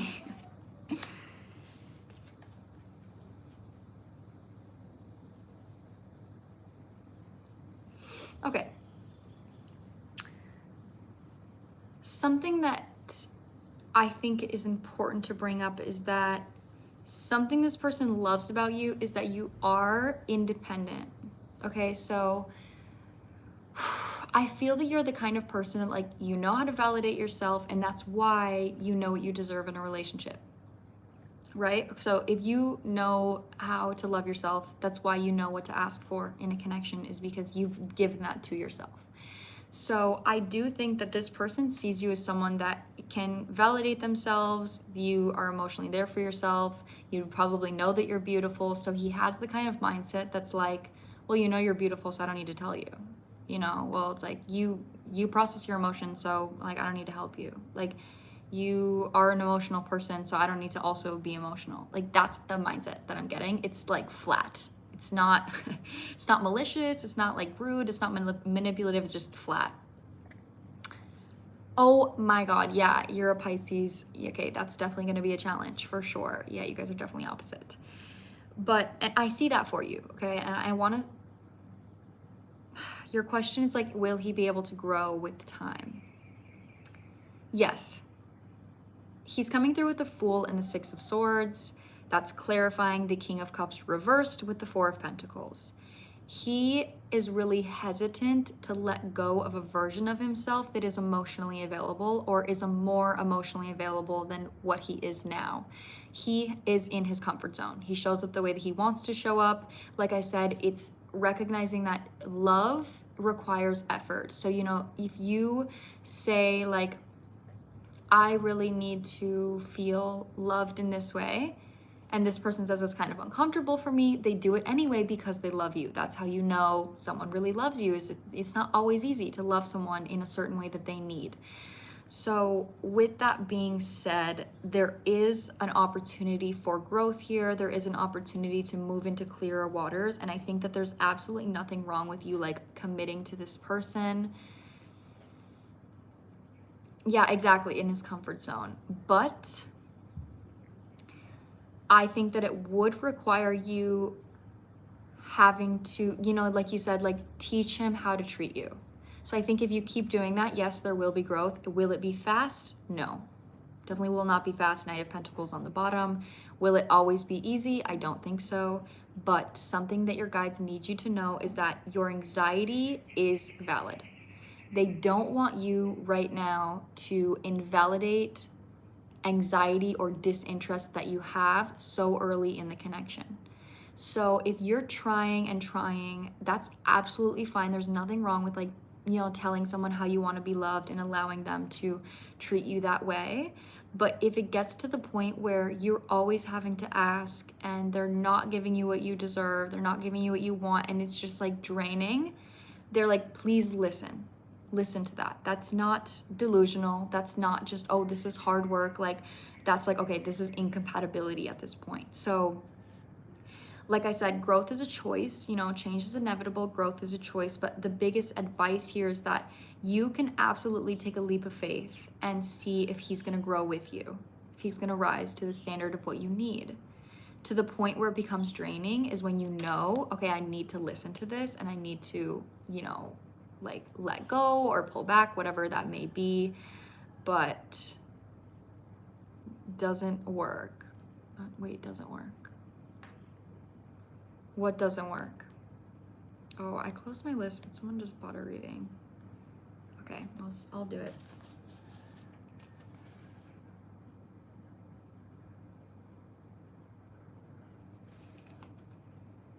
Okay, don't just say he's a narcissist, guys. You have no idea who this person is. That's like such a bold statement to just put on a random stranger that you've never met, that you have no idea who this person is. Okay? Let's not be so extreme. Yeah, but that's what I'm getting here. So there is a hesitancy to be as emotionally open as you. There is like work for growth. There's room for growth, but growth is a choice. So I think that there's nothing wrong with you giving to this connection, but I do think it would take some work. You know, and there's obviously no guarantee that he's going to be able to grow. So that's where you just pay attention. You just pay attention to how he responds to you and if he's able to give you what it is that you want. If not, that's when you come to reevaluate the situation. I do think though that there is like a growing lesson in this for you. I think there's a learning lesson. Like I said, that you're coming through with the Page of Wands as well. So I do feel like he nurtures your inner child in certain ways, but others ways he doesn't. And I almost feel like for you, it does give you an opportunity to validate yourself while you're asking for his validation. And you could have a tendency to get lost in someone validating your feelings. Like if someone were to just give you like so much emotional validation, you might get codependent on that. And I feel like you attracted this person because your guides are wanting you to build a stronger sense of that within yourself. So then you get to say, okay, I'm gonna give this to myself. I'm gonna keep showing up for myself because he's not fully giving it to me, while you're kind of like in the process of him showing up. Like while he's working on showing up, you're giving to yourself. And then that becomes like a perfect balance of not codependency, but you're also still receiving from him. So regardless, I do think there's a lesson in this, you know, regardless on how long it lasts. But I do think, like I said, don't gaslight yourself.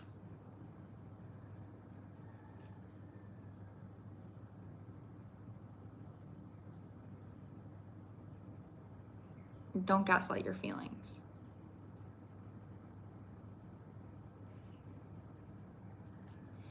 Oh my God, I literally cannot deal with these fucking people right now.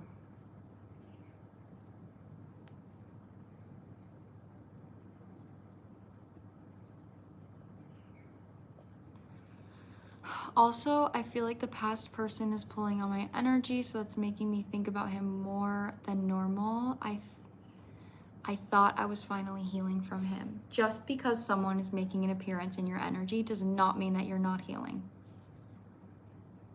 Okay, we got to say that really clear here. Just because someone is making a reappearance in your energy does not mean that you are not healing.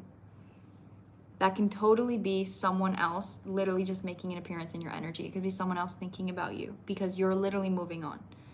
So if you know that this connection isn't something that's actually happening, you know, and maybe this person didn't treat you well in the past, or they're not showing up, recognize it and just place your energy elsewhere. Place your energy back on this connection, or place your energy on yourself.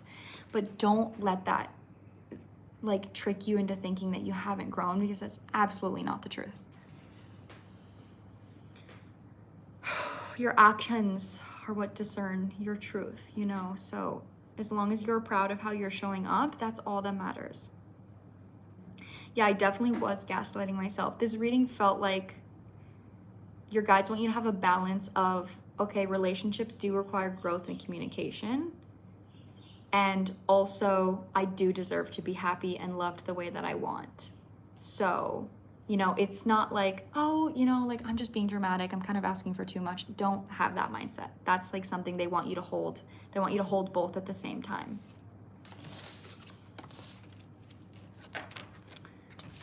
That is what I'm getting. Talia also is on my list. I did close my list, but she just bought a reading, so I'll do it.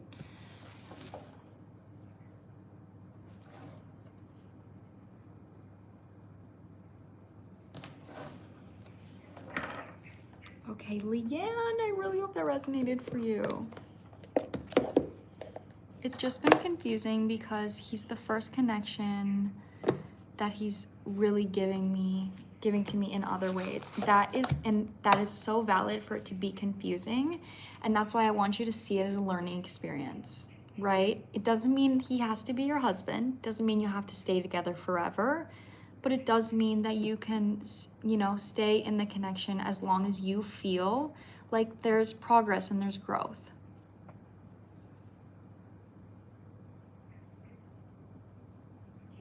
No, you have not missed yours yet. You have not missed it yet.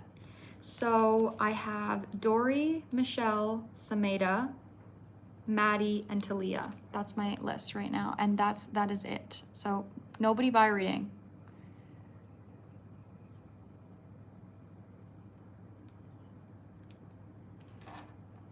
Oh, thank you. I'm sending you love, Leanne.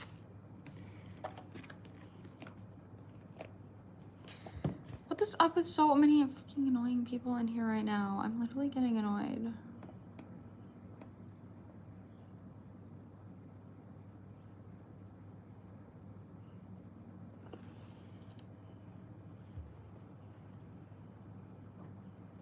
Hi, it's me. Wait, is this Dory?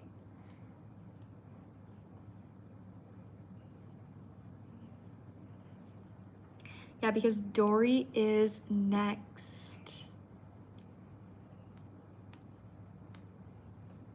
Oh wait, is Michelle next? Oh, Michelle is actually next. I'm sorry. It's Michelle and then Dory.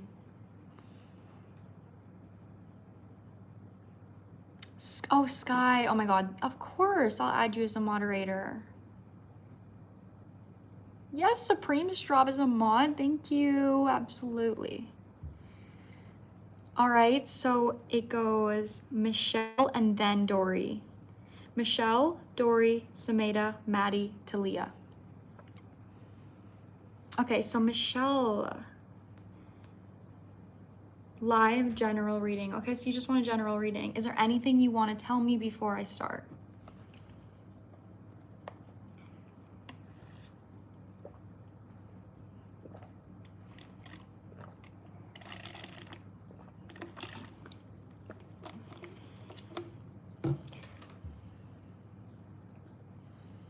And if the answer is no, that's totally fine. I just want to make sure.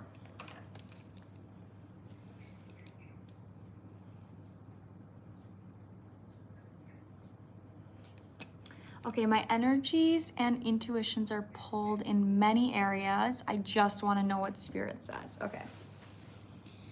So you got a tarot reading. Let's see here. Okay, what do you have for Michelle? Guys, I do have a boyfriend, so any of you guys like hitting on me right now, please stop. I do have a boyfriend. I'm also working right now. Stay respectful in the chat, guys.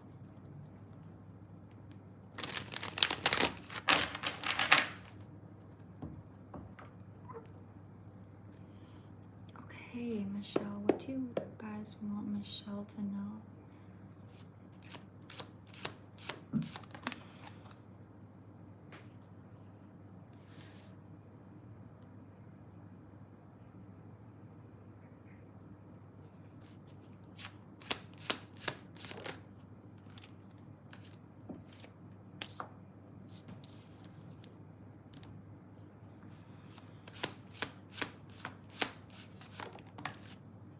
Okay, I can see that your energy is like so scattered right now.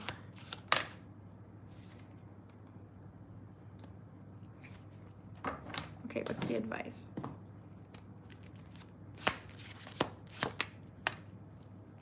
Okay. Right now, I feel like you're in the middle of a healing period, and I'm gonna be honest, it feels so confusing. Like, I feel like you're very confused right now, and I feel like you don't know for sure what makes you happy. There's kind of this energy here of like giving yourself something that you deserve, but something that you deserve or something that's good for you might not be what actually makes you happy. But then what makes you happy isn't maybe something that's practical. Like, it feels like there's a lot of elements going on to right now, like where you're actually putting your energy, like where you are moving forward. So you're kind of like not doing anything. That's how the vibe feels. Like your Chariot sideways, Two of Pentacles sideways, which is very much like, I know that I'm in control of my life. I know that I have choices that I get to make, but I literally don't know what to choose. Like, I am so confused. You're also coming through on the right side, which is the action energy with the Nine of Cups sideways, right? So it's like, what the fuck is it gonna make me happy? I don't know what's going on. The energy here right now is, it's coming through so interesting that with the Justice in the reverse position and this one card I have in this tarot deck, it's not even a tarot card. It's this card, it's Struggles in the reverse position. It feels like a lot of your actions are related to avoiding something happening. So it's like, I should do this so I'm not repeating my past cycle. I should do this so that, like, I should. That's something that's coming through. I should do this because of this cycle. I should do this to heal. I should do this because of so-and-so. But it's keeping you stuck in a karmic energy where you get rid of like, I feel. So with the Seven of Wands in the reverse position, they're literally like, stop fighting to like avoid something that isn't going to happen, because that's literally living in a reality where you're expecting something bad to happen to you, or you're expecting something to repeat itself, and you're not actually focusing on what makes you feel good. On the bottom of the deck, we literally have the King of Wands with the Wheel of Fortune. So this is about a masculine energy. This is about taking control. And what I'm noticing in this card is that behind him is water, but the water is on fire. All right, the water is on fire. Obviously, that's so oxymoron, you know what I mean? But it's so loud to me because emotion is water, fire is action. So there right now, they need to be like, what actually makes me feel good? And how can I, without thought, without overthinking, choose to do that? And something that I'm getting for you right now is that when it comes to confusion, it's going to help you recognize what your intention. So when you're like, my intuition is being pulled towards lots of different things, I feel like your fear is getting lost in your intuition right now. So even asking yourself, okay, I want to do this, or I should do this. Literally ask yourself, am I choosing to do this because I believe it's good for me? Because I think that it's the right thing to do? Or do I genuinely want to do it, and is it going to genuinely make me happy? That's where right now you're going to be getting clarity. Because when you start doing things that are making you more happy, you have more of a compass to follow. So that's right now, and I think the reason that's your advice is because your guides are trying to give you something to follow, and that is the compass of what actually makes you feel good instead of what's the right or wrong thing to do. They're like getting out of strategy, getting out of your head here, and kind of recognizing that, a routine that you have for yourself that makes you feel good might be so different from someone else that has like a perfect pitch clean life. I just need to put my good intention emotions into alcohol. I'm too analytical, LOL. Okay, maybe not alcohol though. Like let's use discernment here when it comes to things that make you feel good. But I mean, yeah, sometimes, obviously, if you're doing it with a balance, sometimes it can be good. But yeah, that's what I'm saying with the analytical here. It's like, what's actually going to make me happy? And the Two of Pentacles being sideways. Oh, actions. Oh, actions. Why did I literally read alcohol? I'm so sorry. With the Two of Pentacles here, the vibe is, what is it that I want in my future, okay? What are you looking at that is gonna make you happy in your future? Okay, and that is a great thing to know. And then you can say, how can I embody that right now with something that's actually gonna make me feel good? But I think until you get there, until you get to that point, I feel like that's like a few steps down the line, because right now you get to know what that manifested reality looks like by choosing what makes you feel good. So that is going to be the thing that leads you to more openness of kind of saying, oh, wait, I want my future to feel this way. And I know that this action makes me feel like that. So clarity is the biggest thing for you right now. And I think that is coming through your body. So if you journal it all, that could be beneficial for you to, I'm literally burping as I'm saying it, which is self-expression, which is like, what's my intention about this? What's my intention for this? So that is what I'm getting for you, Michelle. It's a really big karmic cycle that's closing out, but it's going to benefit you a lot. With struggles reverse as well, they're like, there's not many struggles that you have that are coming towards you. I feel like you've dealt with a lot of the struggles in your life. Like the hardest part is over. It's 222 on my clock right now as I'm saying that. Like the hardest part is over, and your nervous system needs new experiences to actually believe that and to trust that.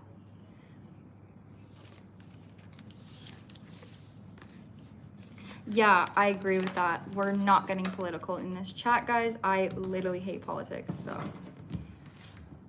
Def resonated. I def feel major cycles are completed. That's amazing. That's amazing. Okay, now on my list is Dory, then Sameda, then Maddie, then Talia. I'm gonna use the bathroom really quick, guys. I'll be right back. And then we will come back with Dory.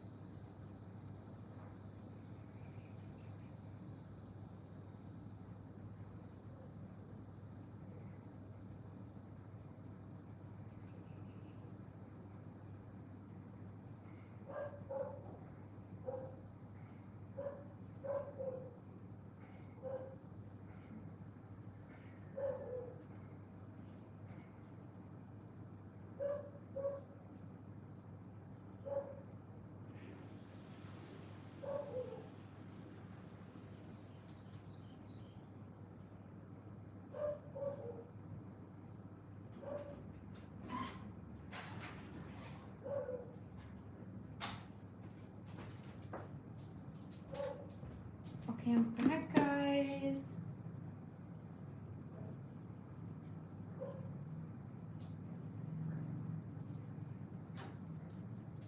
Okay, I just had to go give my cat a quick smooch.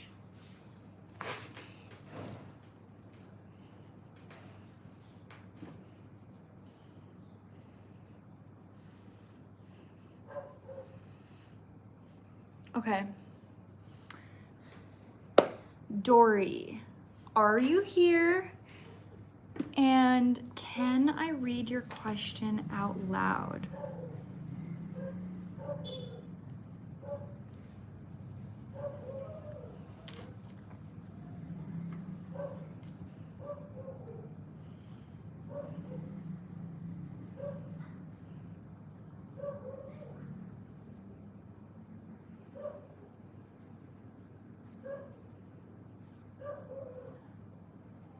Hi, Boo. Hello.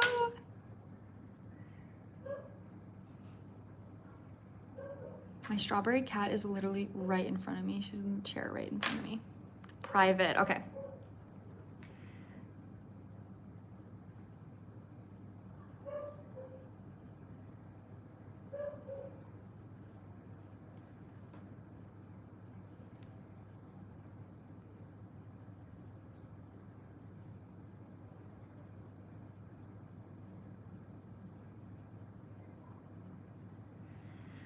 Okay.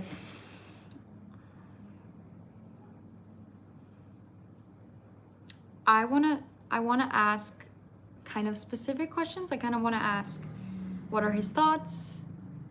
And I wanna ask if you should reach out.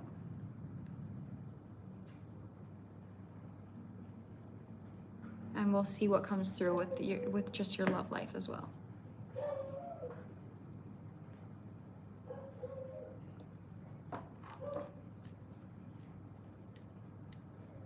I'm a Cancer Sun, Capricorn Moon, Libra rising, Leo Mercury, Cancer Venus, Pisces Mars.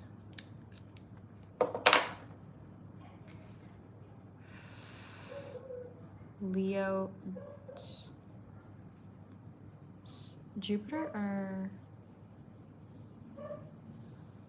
yeah, I think Leo Jupiter.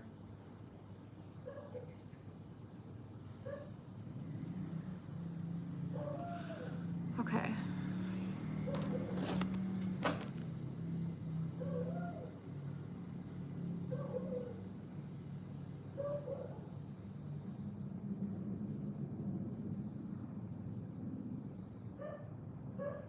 No, it's all good. I've got her questions. Okay. I know sometimes when you're modding, it can get kind of confusing. Comments are moving kind of fast, so it's okay.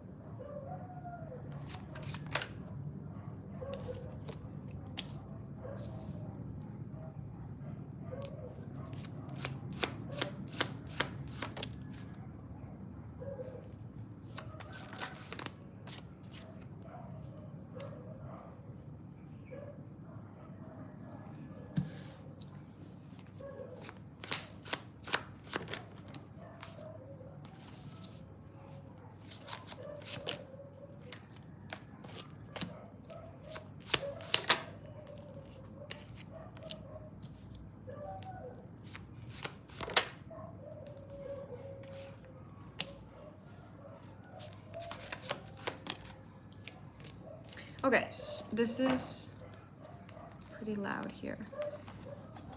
There is a call for you to heal your masculine energy right now before you make any decisions. There's like this saying, don't go grocery shopping when you're hungry, because you'll grab things you maybe don't want, or you'll get too much. You'll grab the wrong things.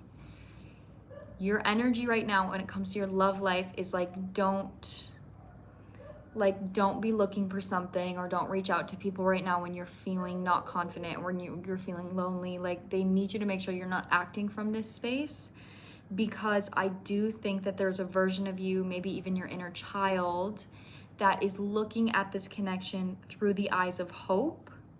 But the eyes of hope and the eyes of like what you maybe want from this connection, or maybe like how you want this person to feel or how you want them to act, is coming from something that you've never gotten before, or maybe even something that you're not giving to yourself. So it's like holding on to the hope of someone from your past gives you a more tangible feeling, you know, than being like, maybe this person is going to come back. Like, it gives you something to hold on to instead of just letting that go and like just directly showing up for yourself. So I want to say that when it comes to reaching out to him, like, don't reach out to him right now. The cards are just coming through that I do feel like with his energy, there's like an unrealistic emotional expectation. Like, this is not going to be somebody that is going to give you what you think you want. Their energy towards you. Is this operator reverse? I need to see. Hold on. Oh my god, it literally fell on the ground reversed. This is somebody that likes validation. They like to be chased. They like to feel like they always have someone's attention. This is giving me like, a player energy, if I'm being honest. I don't love the vibes. It's giving me player vibes. Messiah complex vibes. So with that being said, I feel that this person thinks about you in a way that like gives him victory, not in a way that he's going to take action. So you're like, is he going to reach out to you? I don't think so. But however this ended, I don't know how it ended. I don't exactly know what happened, but I feel like this person still feels like they have your validation. They feel like if they were to message you, like you'd answer no matter what they say. So they're actually perceiving you as the Queen of Cups reversed, which is like, she always wants me no matter what. Like, it doesn't matter what I do, like, she always wants me. And I feel that makes me feel good about myself.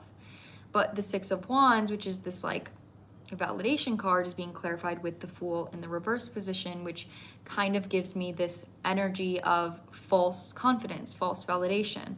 Like, I'm not actually going to message her. I'm not actually going to take the chance of reaching out to her, because if she rejected me, I actually wouldn't feel good about myself, because I'm not reaching out because I'm a strong person. I'm reaching out because I need validation.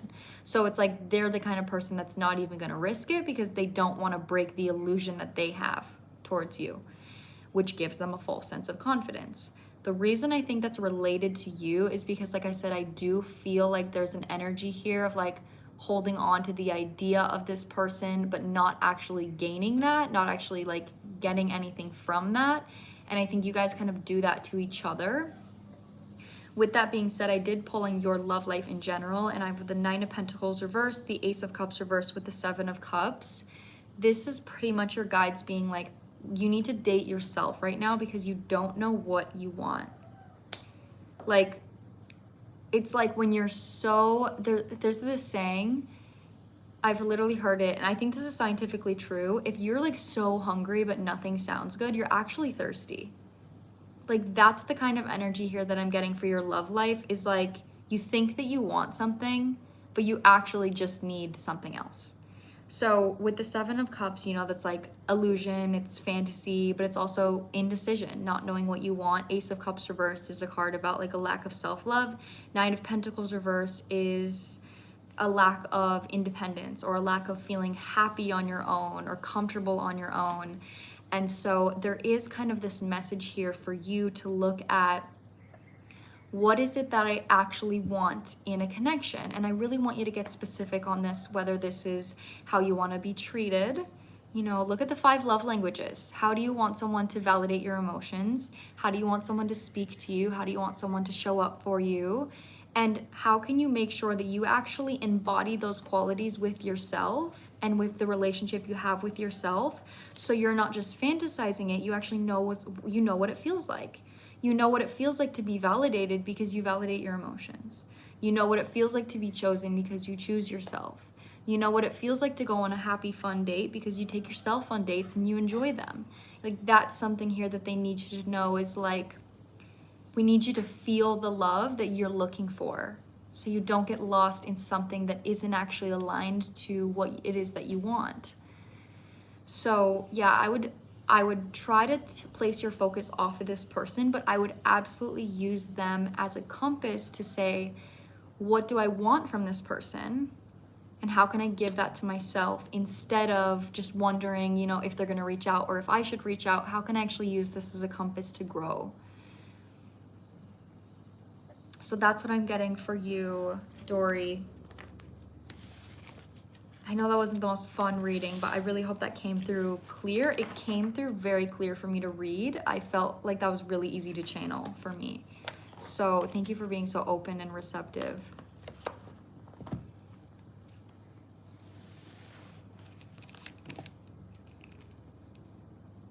Oh, wait.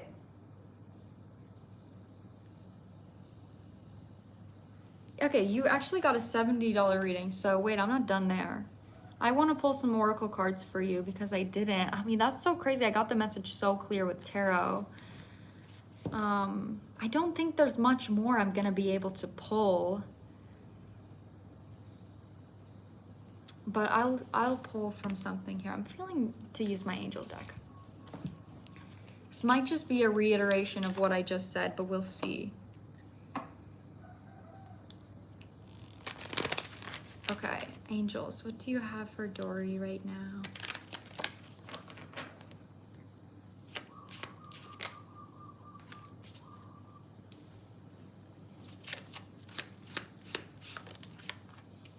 Law of attraction. That's what I'm saying, girl.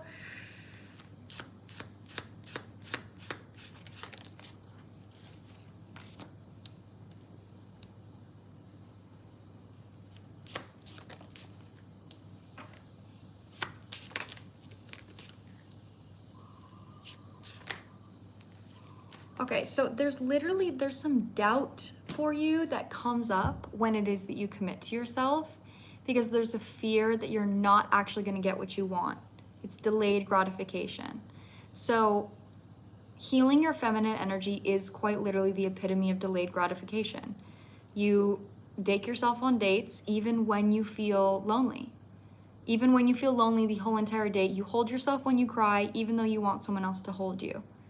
But after the matter, after you do it, after some time, you get that gratification of feeling independent, of feeling truly clear on what you want and feeling good. That's where I feel you struggle.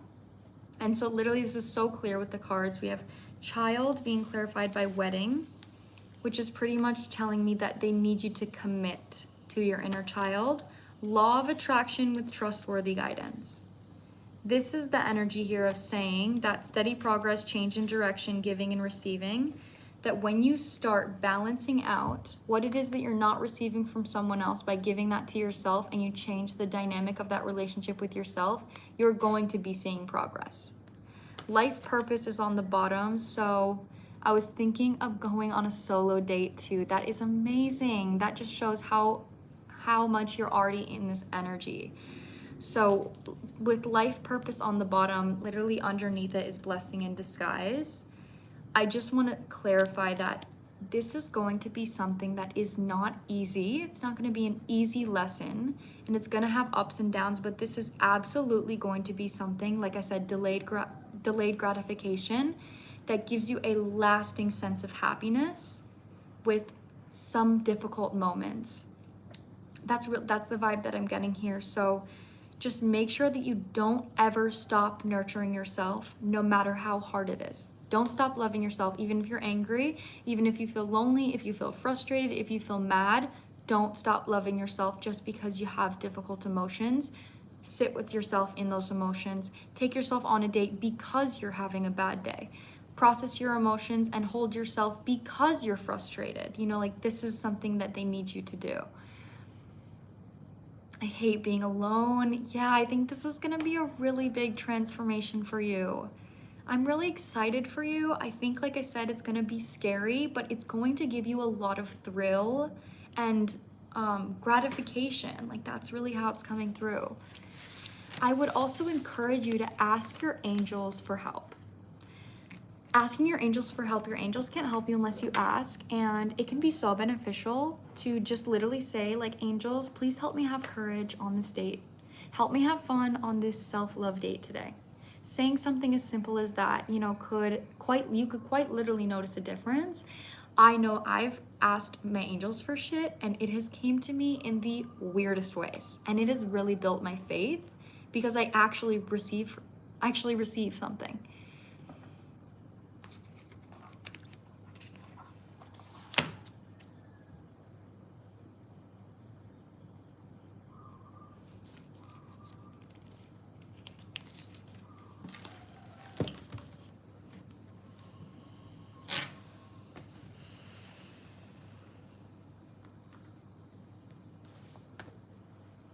I feel like actually I should use this one for Sameda.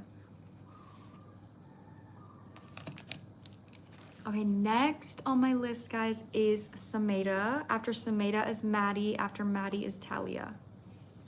Probably Talia, that's how you pronounce it. You are so welcome. I'm always here if you need another reading. I'm really happy it could resonate for you. Wow, I'm so glad. I'm sending you so much love.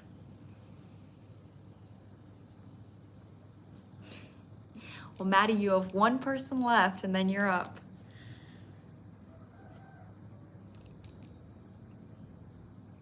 Right? Sky, I know, it's literally crazy when you ask.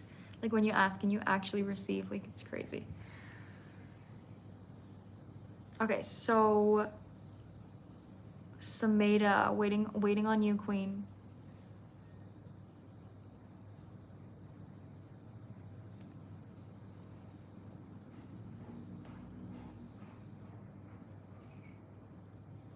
Hello, okay. Let me see your question here.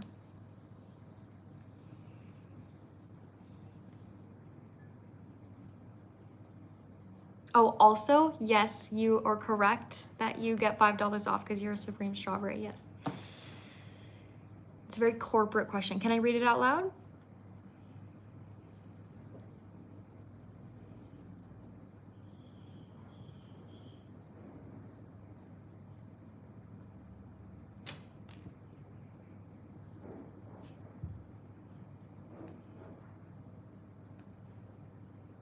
No, can you please keep it private? Yes, I can.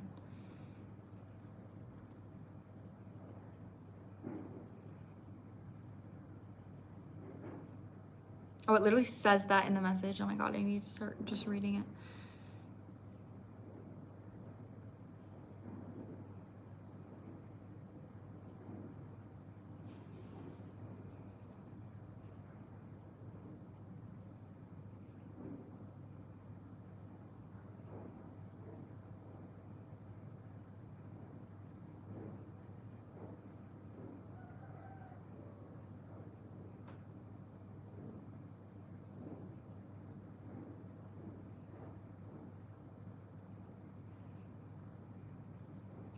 Okay. Okay, I want to see how I want to go about this.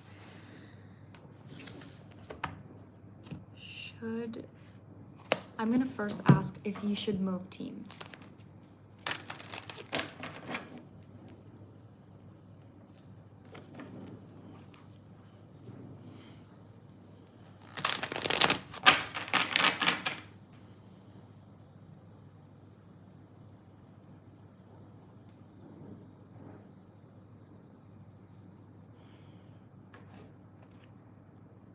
So weird. You are not being supported right now. That is so crazy. So my lower back, immediately I'm like, I feel like they need to go like this. I also feel like I like want to cry in your energy right now. Whoa. You are under a lot of stress right now. Holy.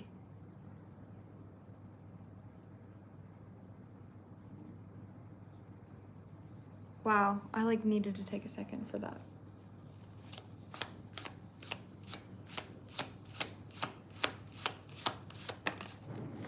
Oh my God, first king card out, 10 of Wands. I'm literally like, holy shit, you're under a lot of stress right now.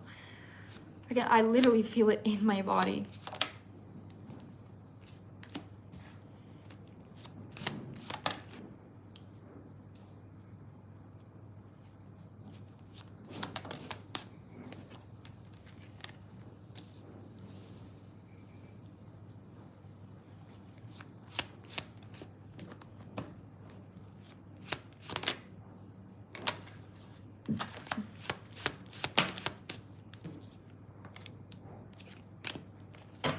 Yeah, you should move different teams.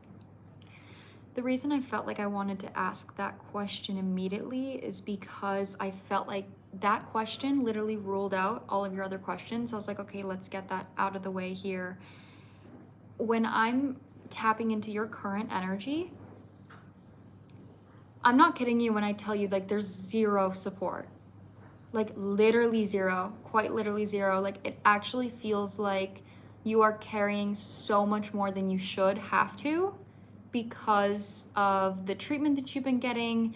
You also might be quite literally working more than you need to like keep things afloat, to keep things appeased. But something that is really loud is that this was a lesson for you because I feel like I've read your energy obviously multiple times.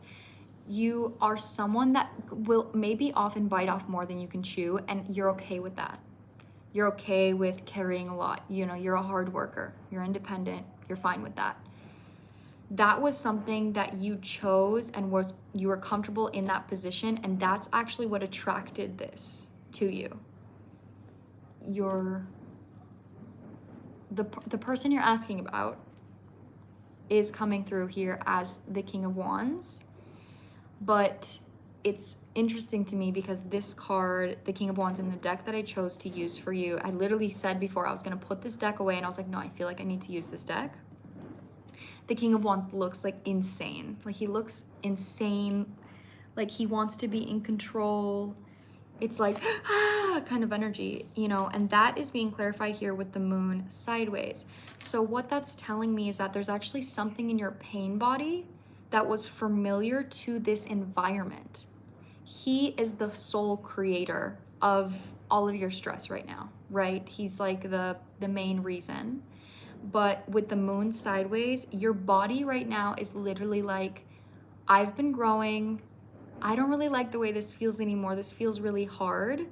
And there's a part of your brain that I think this is your pain body that's kind of like, well, I should just push through. I should just keep pushing through. Like jobs are like this sometimes, you know, like I need to just push through. Your intuition is like, no, it doesn't have to be this hard.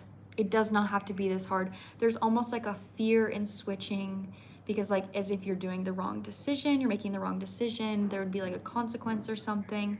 But I pulled for what would happen or if you did switch teams or you sought out another team, you know, and you ended up switching. I pulled the Empress and the High Priestess. I don't even have words for this because your energy right now is the 10 of Wands with the 5 of Wands. Let's look at the difference here. She's independent and she's alone, but she's enjoying it. This energy is like, I'm alone and I'm needing, it's almost like you need spiritual support right now. Your guides are trying to like show you through your body that this is not something that's good for you right now. It doesn't have to be this hard.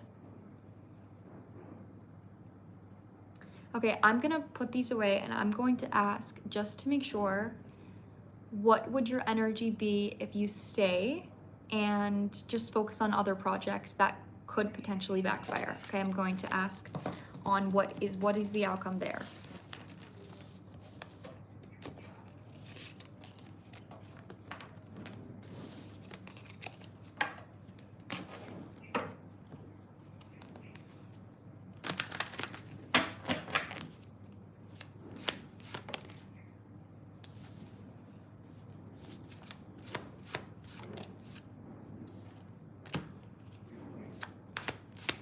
Of course, yeah, of course. Girl, no, you gotta switch. You gotta, girl, switch, girl. No, this is so bad. This energy's like so stressful. I literally feel it in my body. I feel so uncomfortable. It's like trapped. Like, oh, you also have no space to like speak or like express yourself freely. There's so much control. There's so much emotional control. It's also like, I feel like because of how you feel, you have to like manage your emotions in a situation where you don't feel safe. So, but it's like your guides are like, if you didn't have to manage your emotions and you didn't feel unsafe, you wouldn't have to manage your emotions because you wouldn't feel unsafe. Like there's like a core issue here. So the answer, right, to asking if you stayed and just worked on different projects that could potentially backfire, I want to say there's no disaster energy. Okay, I didn't get the tower, you know, there's no energy here of like, oh, just bad shit would happen. No. I got the King of Cups with the Four of Cups, which is you having to emotionally regulate yourself, having to show up for yourself emotionally, but being dissatisfied at the exact same time. I got the Nine of Swords with the Queen of Cups reversed, which is an anxiety about overgiving and not being nurtured, not receiving at all. And then I have on the bottom the Nine of Wands reversed, which is burnout. I have the Eight of Wands reversed, which is a delay. And I have the Queen of Swords reversed, which is a harsh, cruel, critic energy. So it wouldn't be fulfilling. It would be the same thing you're experiencing right now, and you wouldn't feel fulfilled and you wouldn't feel safe just because there's like space. So your guides are asking you to put yourself in a different position right now, and this is the choice that you're making for yourself is what benefits you. That's why you get put into a different situation, is because when you're choosing to go to a different team, you're literally saying, I don't deserve this right now. I think that's kind of been a whole lesson for you overall in this whole entire job situation with this person, is that you needed to learn to be uncomfortable over giving so you could choose something different for yourself. Oh my goodness. That's what I'm getting for you, Sumeda.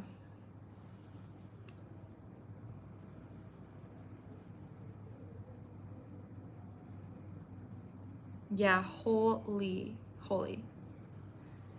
All of that came through so clear. I love doing readings. I'm like locked the fuck in. Every time I read you, I always say this, but every time I read your energy, I'm like, boom. I'm like so locked in. Yeah, I literally cannot get more clear with my answer. That was literally insane.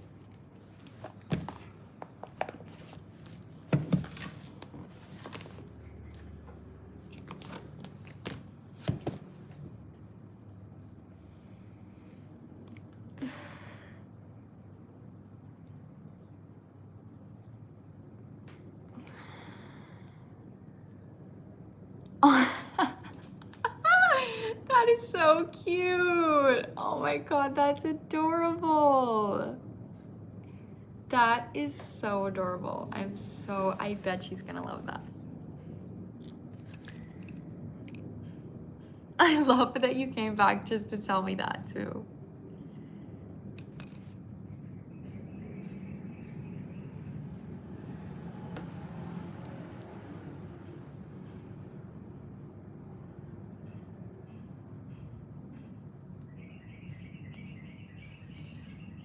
Okay, Maddie, you're up finally.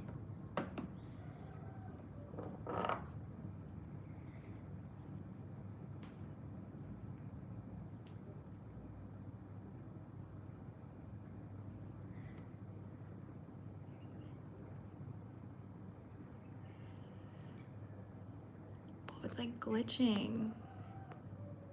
Yeah, I get it. Thanks, Hailey.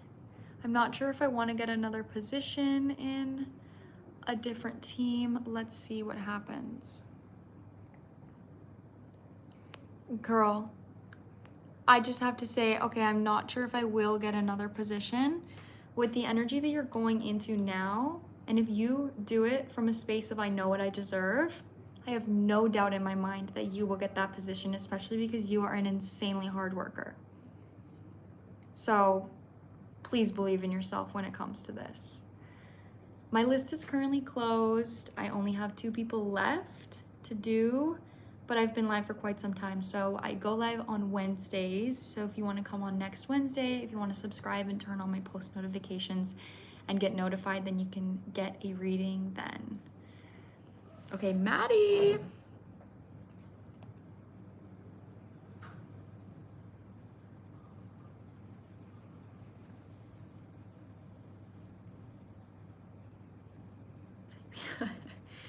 Okay, just want to know what my love life will be like.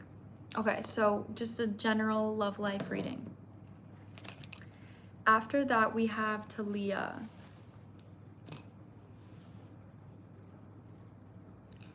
Okay, general love life reading here.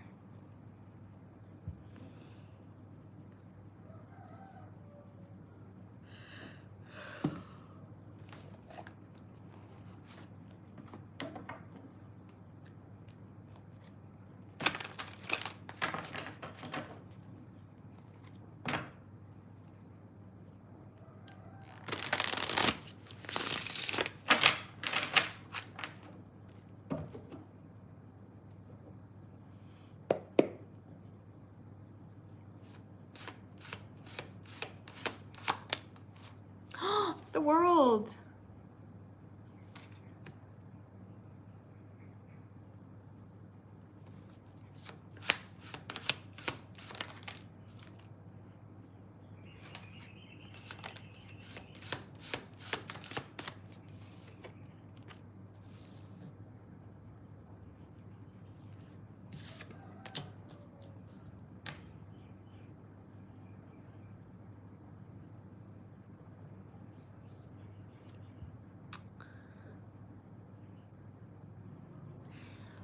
I get the vibe that you maybe have been in, like, when you say I haven't had much luck with love, I feel like your situations have been situational. I don't know if you've been in situationships or if you've dealt with people that like don't want the same thing that you want, or you've dealt with people that aren't as emotional as you. There's something here though that's coming through about you having pride on your emotions and what it is that you want. So if you're like, I want to be locked in with someone and I want a girl, yes, you're so right. Okay, thank you for confirming that because it's coming through strong. And you're like, I'm a relationship girl. I want to be in a relationship. I want someone that is like, will get on their knees for me. I want someone that plans dates. Like, I want this. The more you lead with that side of yourself, the more you're going to attract a connection. So something that's coming through here is that I do feel that in the past, you've maybe like dimmed your emotional needs or emotional wants in relationships to see if something would work out.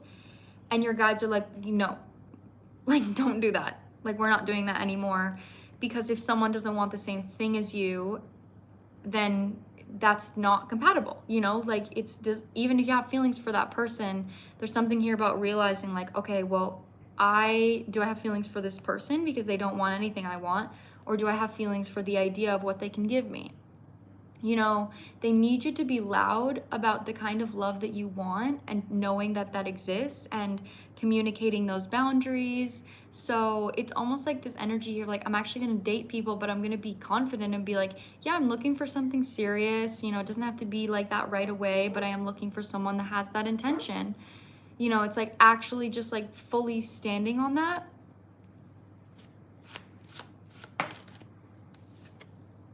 Yeah, and then the Four of Pentacles is coming out reversed. There's been some kind of process that you've gone through. I don't even know, maybe it's been a while since you've had a connection, since you've had like a situationship, but there's been some type of like process of changing where you would hold on to one thing and you're shifting into being able to be like, well, I want this thing, but I also want this as well.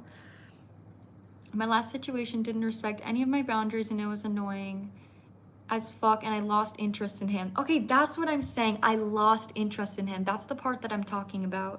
With the Four of Pentacles reversed, I was like, there was like a loosening in your grip here. That connection, whatever happened with it, was meant to teach you to like see a red flag sooner, to know that like the right person is going to hear, either they're immediately going to show up the way that you want, or they're going to hear what it is that you want and respond. You know, they're going to want to give you that. So, but there's so much energy here about being loud. Like, I feel like you are a lover girl as fuck. Your energy feels, you might be a water sign. I don't know if you have water in your chart, but your energy feels so like emotional, so like cozy, like let's watch movies together, like you want like a best friend kind of lover, be loud. Be loud about that. Be a loud lover girl. Like that is something that they really want you to embrace about like your character, your personality. You might even be somebody that eventually when you get into a connection like this, like a healthy connection, you actually have the kind of connection that mirrors to others that they are settling emotionally because you chose not to. I'm a Cancer rising. Okay, that makes so much sense. I'm literally getting Cancer, like cozy, comfy energy. Especially with you being a rising, that's literally how you're perceived to others. So again, like I do feel like you're meant to break this pattern and embrace what it is that you want. And it's actually going to help other people that are around you have that same standard because you embraced it after being someone that maybe didn't, you know, didn't always embrace that within themselves. And then the Judgment. Oh my goodness. They're like, we need you to be loud, girl. We need you to embrace this. This is actually going to attract this person. I'm also a Scorpio, Mars, and Venus. Okay, yeah, Scorpio, Mars, and Venus. That's some really intense fucking energy. Scorpio's like obsessive, but they also they have deep trust issues. That's why they need you to be loud. It feels like you keep this to yourself. Okay, so you keep your lover girl energy to yourself. There's like this energy here of like, I'm a secret lover girl. I'm gonna let you chase me. I'm gonna set boundaries in a stern, firm way, but I'm not gonna show you my heart. Okay, that's something that's coming through here. That's something, it's like how you're approaching connections, I think, is from a space of a trust issue. It's not coming from authenticity. This is the energy here, coming from a Libra rising. This is the energy that I'm getting. Do I get underestimated in love? Absolutely. Absolutely. Because I am literally like, ah, la, la, la, la, I love love. La, la, la, la. And sometimes if I'm talking to someone, I feel like this has even happened in my relationship, that it's like I get perceived as like, oh, my standards aren't as high because I'm so like happy all the time. You know, and then when I'm serious, I need to be serious. And usually the person I'm talking to is very surprised that I'm being so serious because usually I'm so happy and I love love. You know, but love also comes with responsibility. So there's something here about embracing who you are without a trust issue and knowing that if you need to be serious, you will bring that version of yourself into the conversation.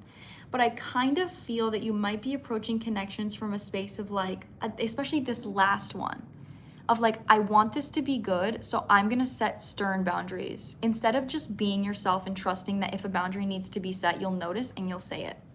Like, it's like you're looking for something, you're like avoiding problems. You're like, I'm gonna show up in a way where they already know everything that I need, instead of just like having fun being yourself. And if they do something, then you get to say, okay, now the time is to communicate. So that comes through strong here with this just like embracing being yourself energy, embracing like a bubbly energy. Yeah, exactly. And then I set a boundary and they're like, you're like not a doormat? I'm like, no, I'm actually not a doormat. Thank you so much. Okay, this is coming in for you, girl. The page, like a page, if you want her to.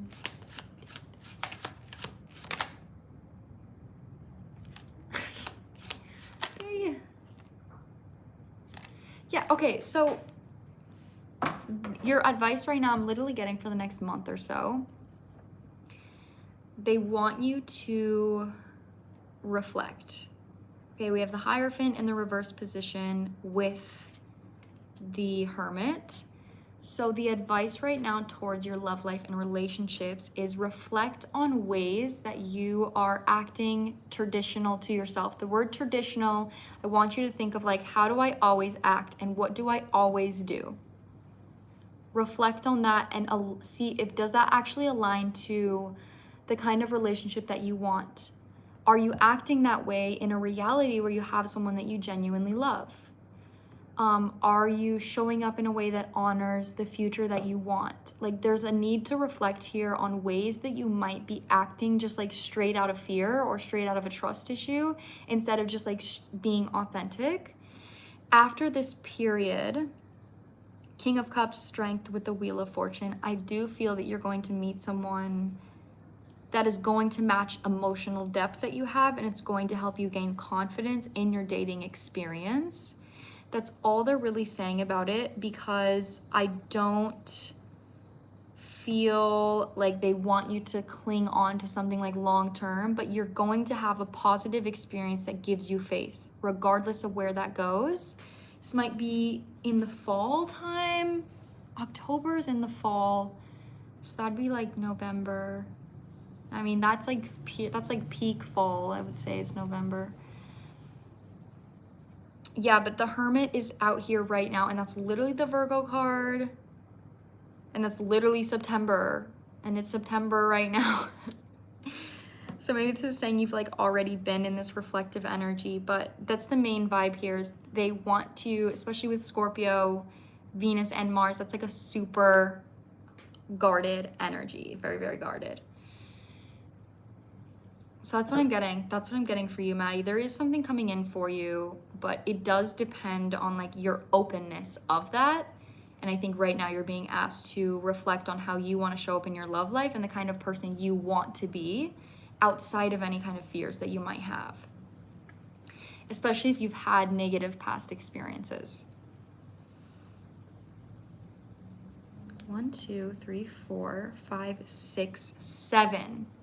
You have 7 major arcana cards out here, which is literally the 7th house, which is Libra, which is partnerships and relationships. It's literally the house of partnerships and relationships. So you are definitely being asked to reflect on this right now, because I do feel like there's something you're being prepared for. That's crazy. You literally came out with 7 major arcana cards.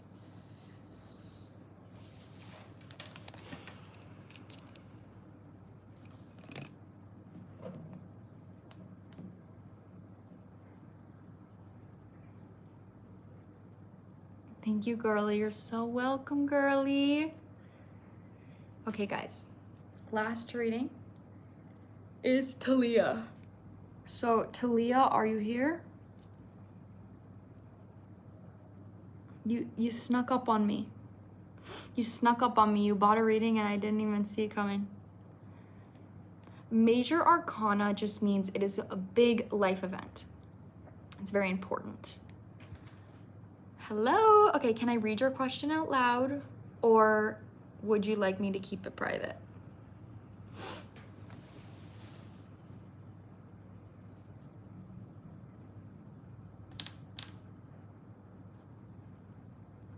Yeah, of course. You can read it. All right. I have been planning on becoming a lawyer for most of my school career, but just came back from working an internship at an art gallery this summer. Wow, what a 360. Since then, I was able to get another job curating an exhibition that is paid. This new career option is very new to me and very different, but exciting. I'm wondering if the future of my career looks like, what the future of my career looks like in the future. Should I prioritize one potential career over the other? That's a really good question. Okay. I'm gonna pull, I'm almost gonna do this like a connection reading, where I wanna pull on each career and like pull on you in the center. I think that's how I wanna do this.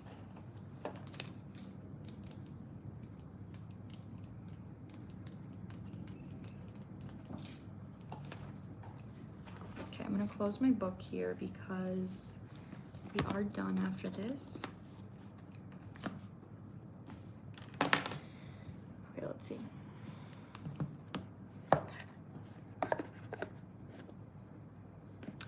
It's not this deck.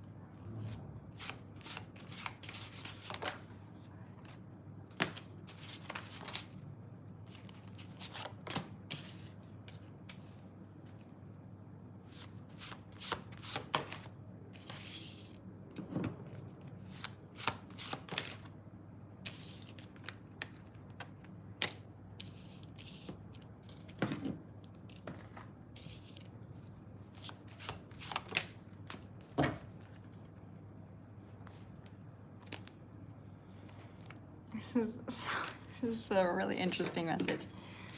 Okay, I want to pull tarot first here. Actually, I'm going to use my Mystic Motions.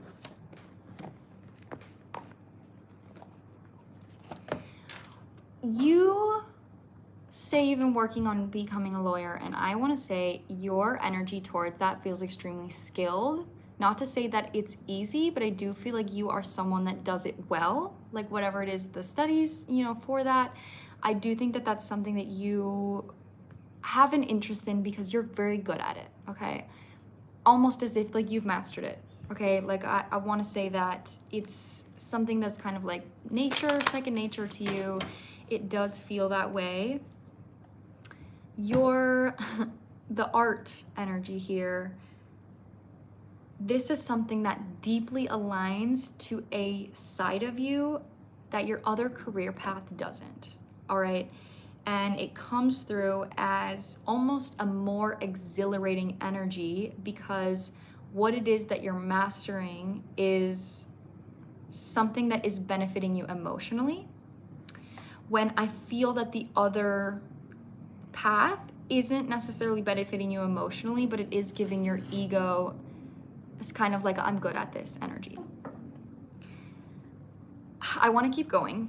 And the reason I'm saying mastering is because Eagle is coming through, which is the card of mastery, but something that I feel for you is that your energy gives me like a jack of all trades. You are someone that definitely has the energy to be good at multiple things, but I do feel like you like to be the best at what you do. So you like to put all of your attention and energy into one thing because you want to be the best at that. And I'm just saying that because it's literally how it feels. Like I'm intuitively feeling that.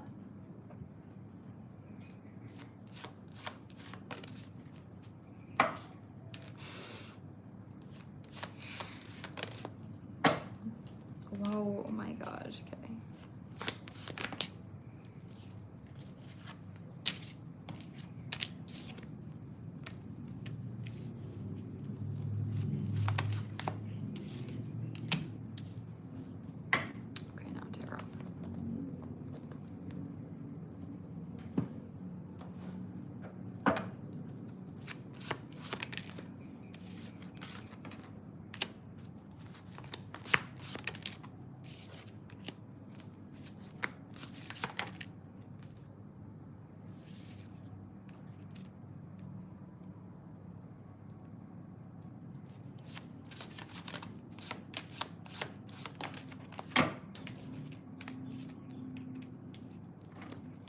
This is such a clear message, if I'm being honest, girl.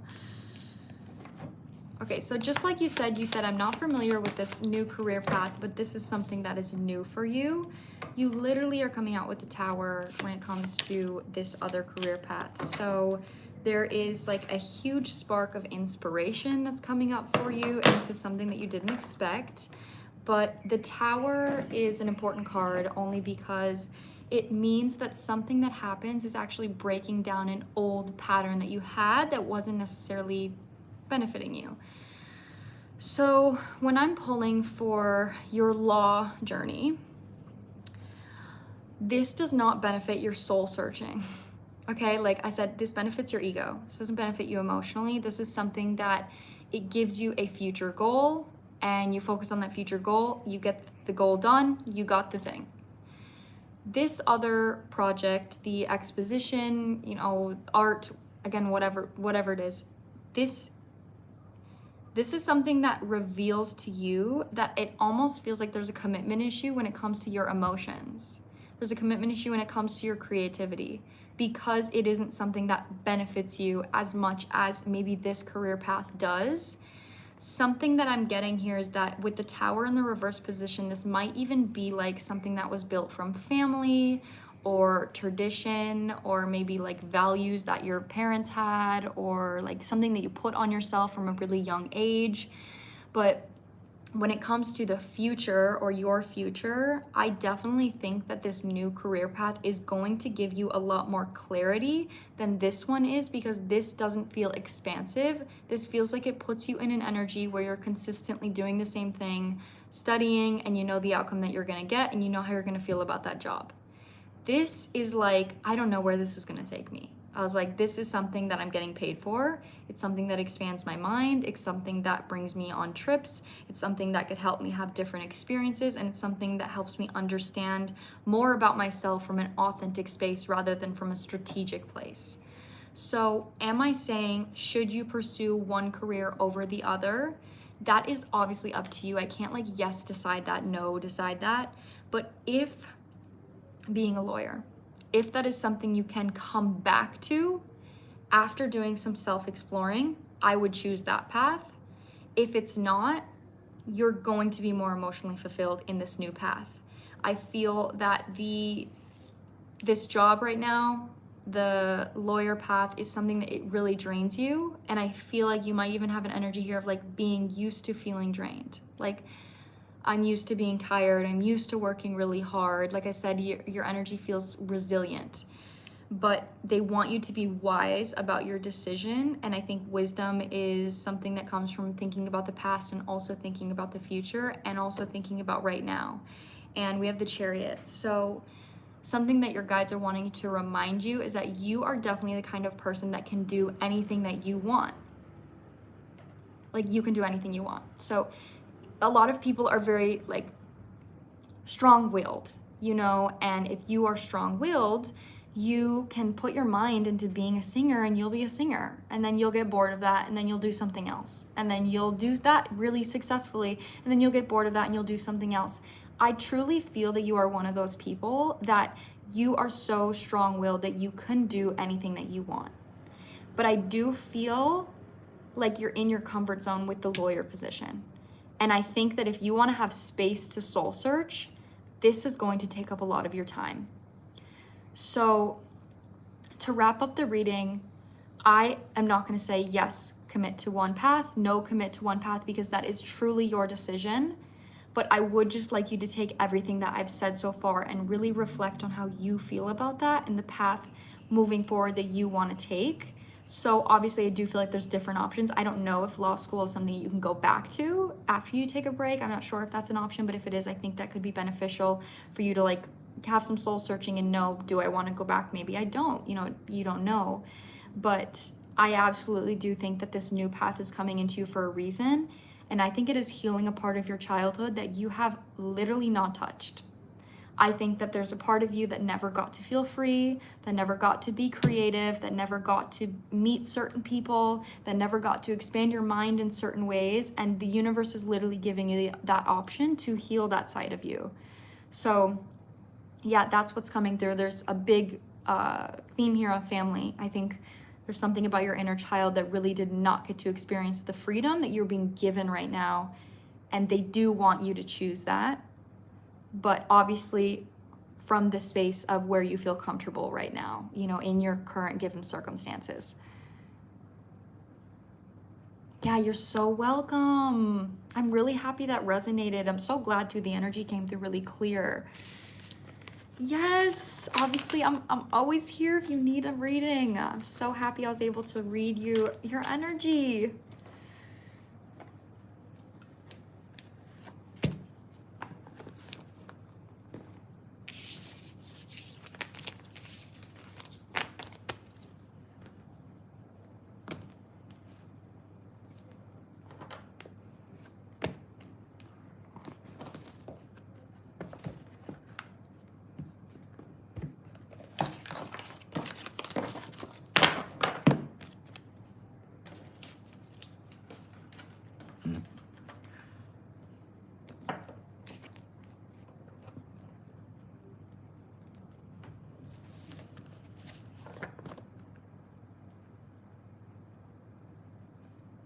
From Bali.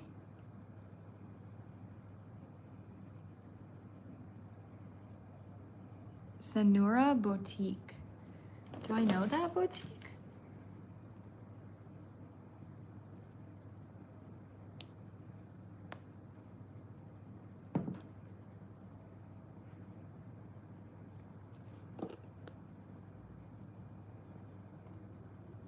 Oh, Zen Aura. Zen Aura. Oh, I love that place. Okay, yeah, somebody did message me, but I was like really sick when they messaged me. Oh my god, I was like reading that so bad. Hey, hello!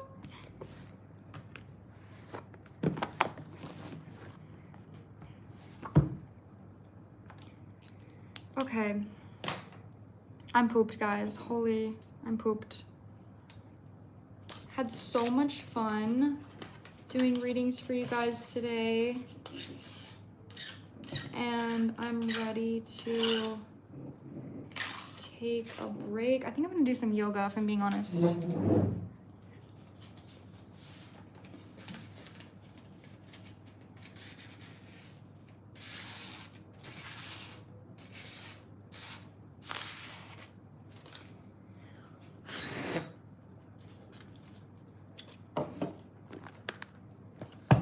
Oh my god, I left this out.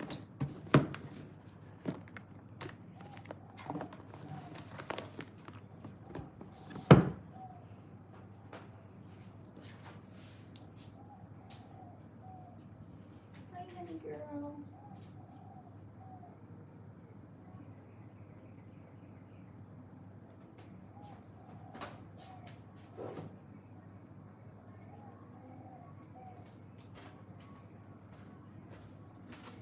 Okay, guys, I'm gonna go now. I love you. I love you guys so much. If you didn't get a reading today, you can always come back next Wednesday. I go live every single Wednesdays. Sometimes it's every other days, but if I ever don't go live, there's like a reason for it. Like I get sick pretty often these days. I'm not really sure why, but if I ever don't go live, you know, there is always a reason for it, and it's not like a regular thing. So yeah, I'll see you guys in my next video or my next live. I love you.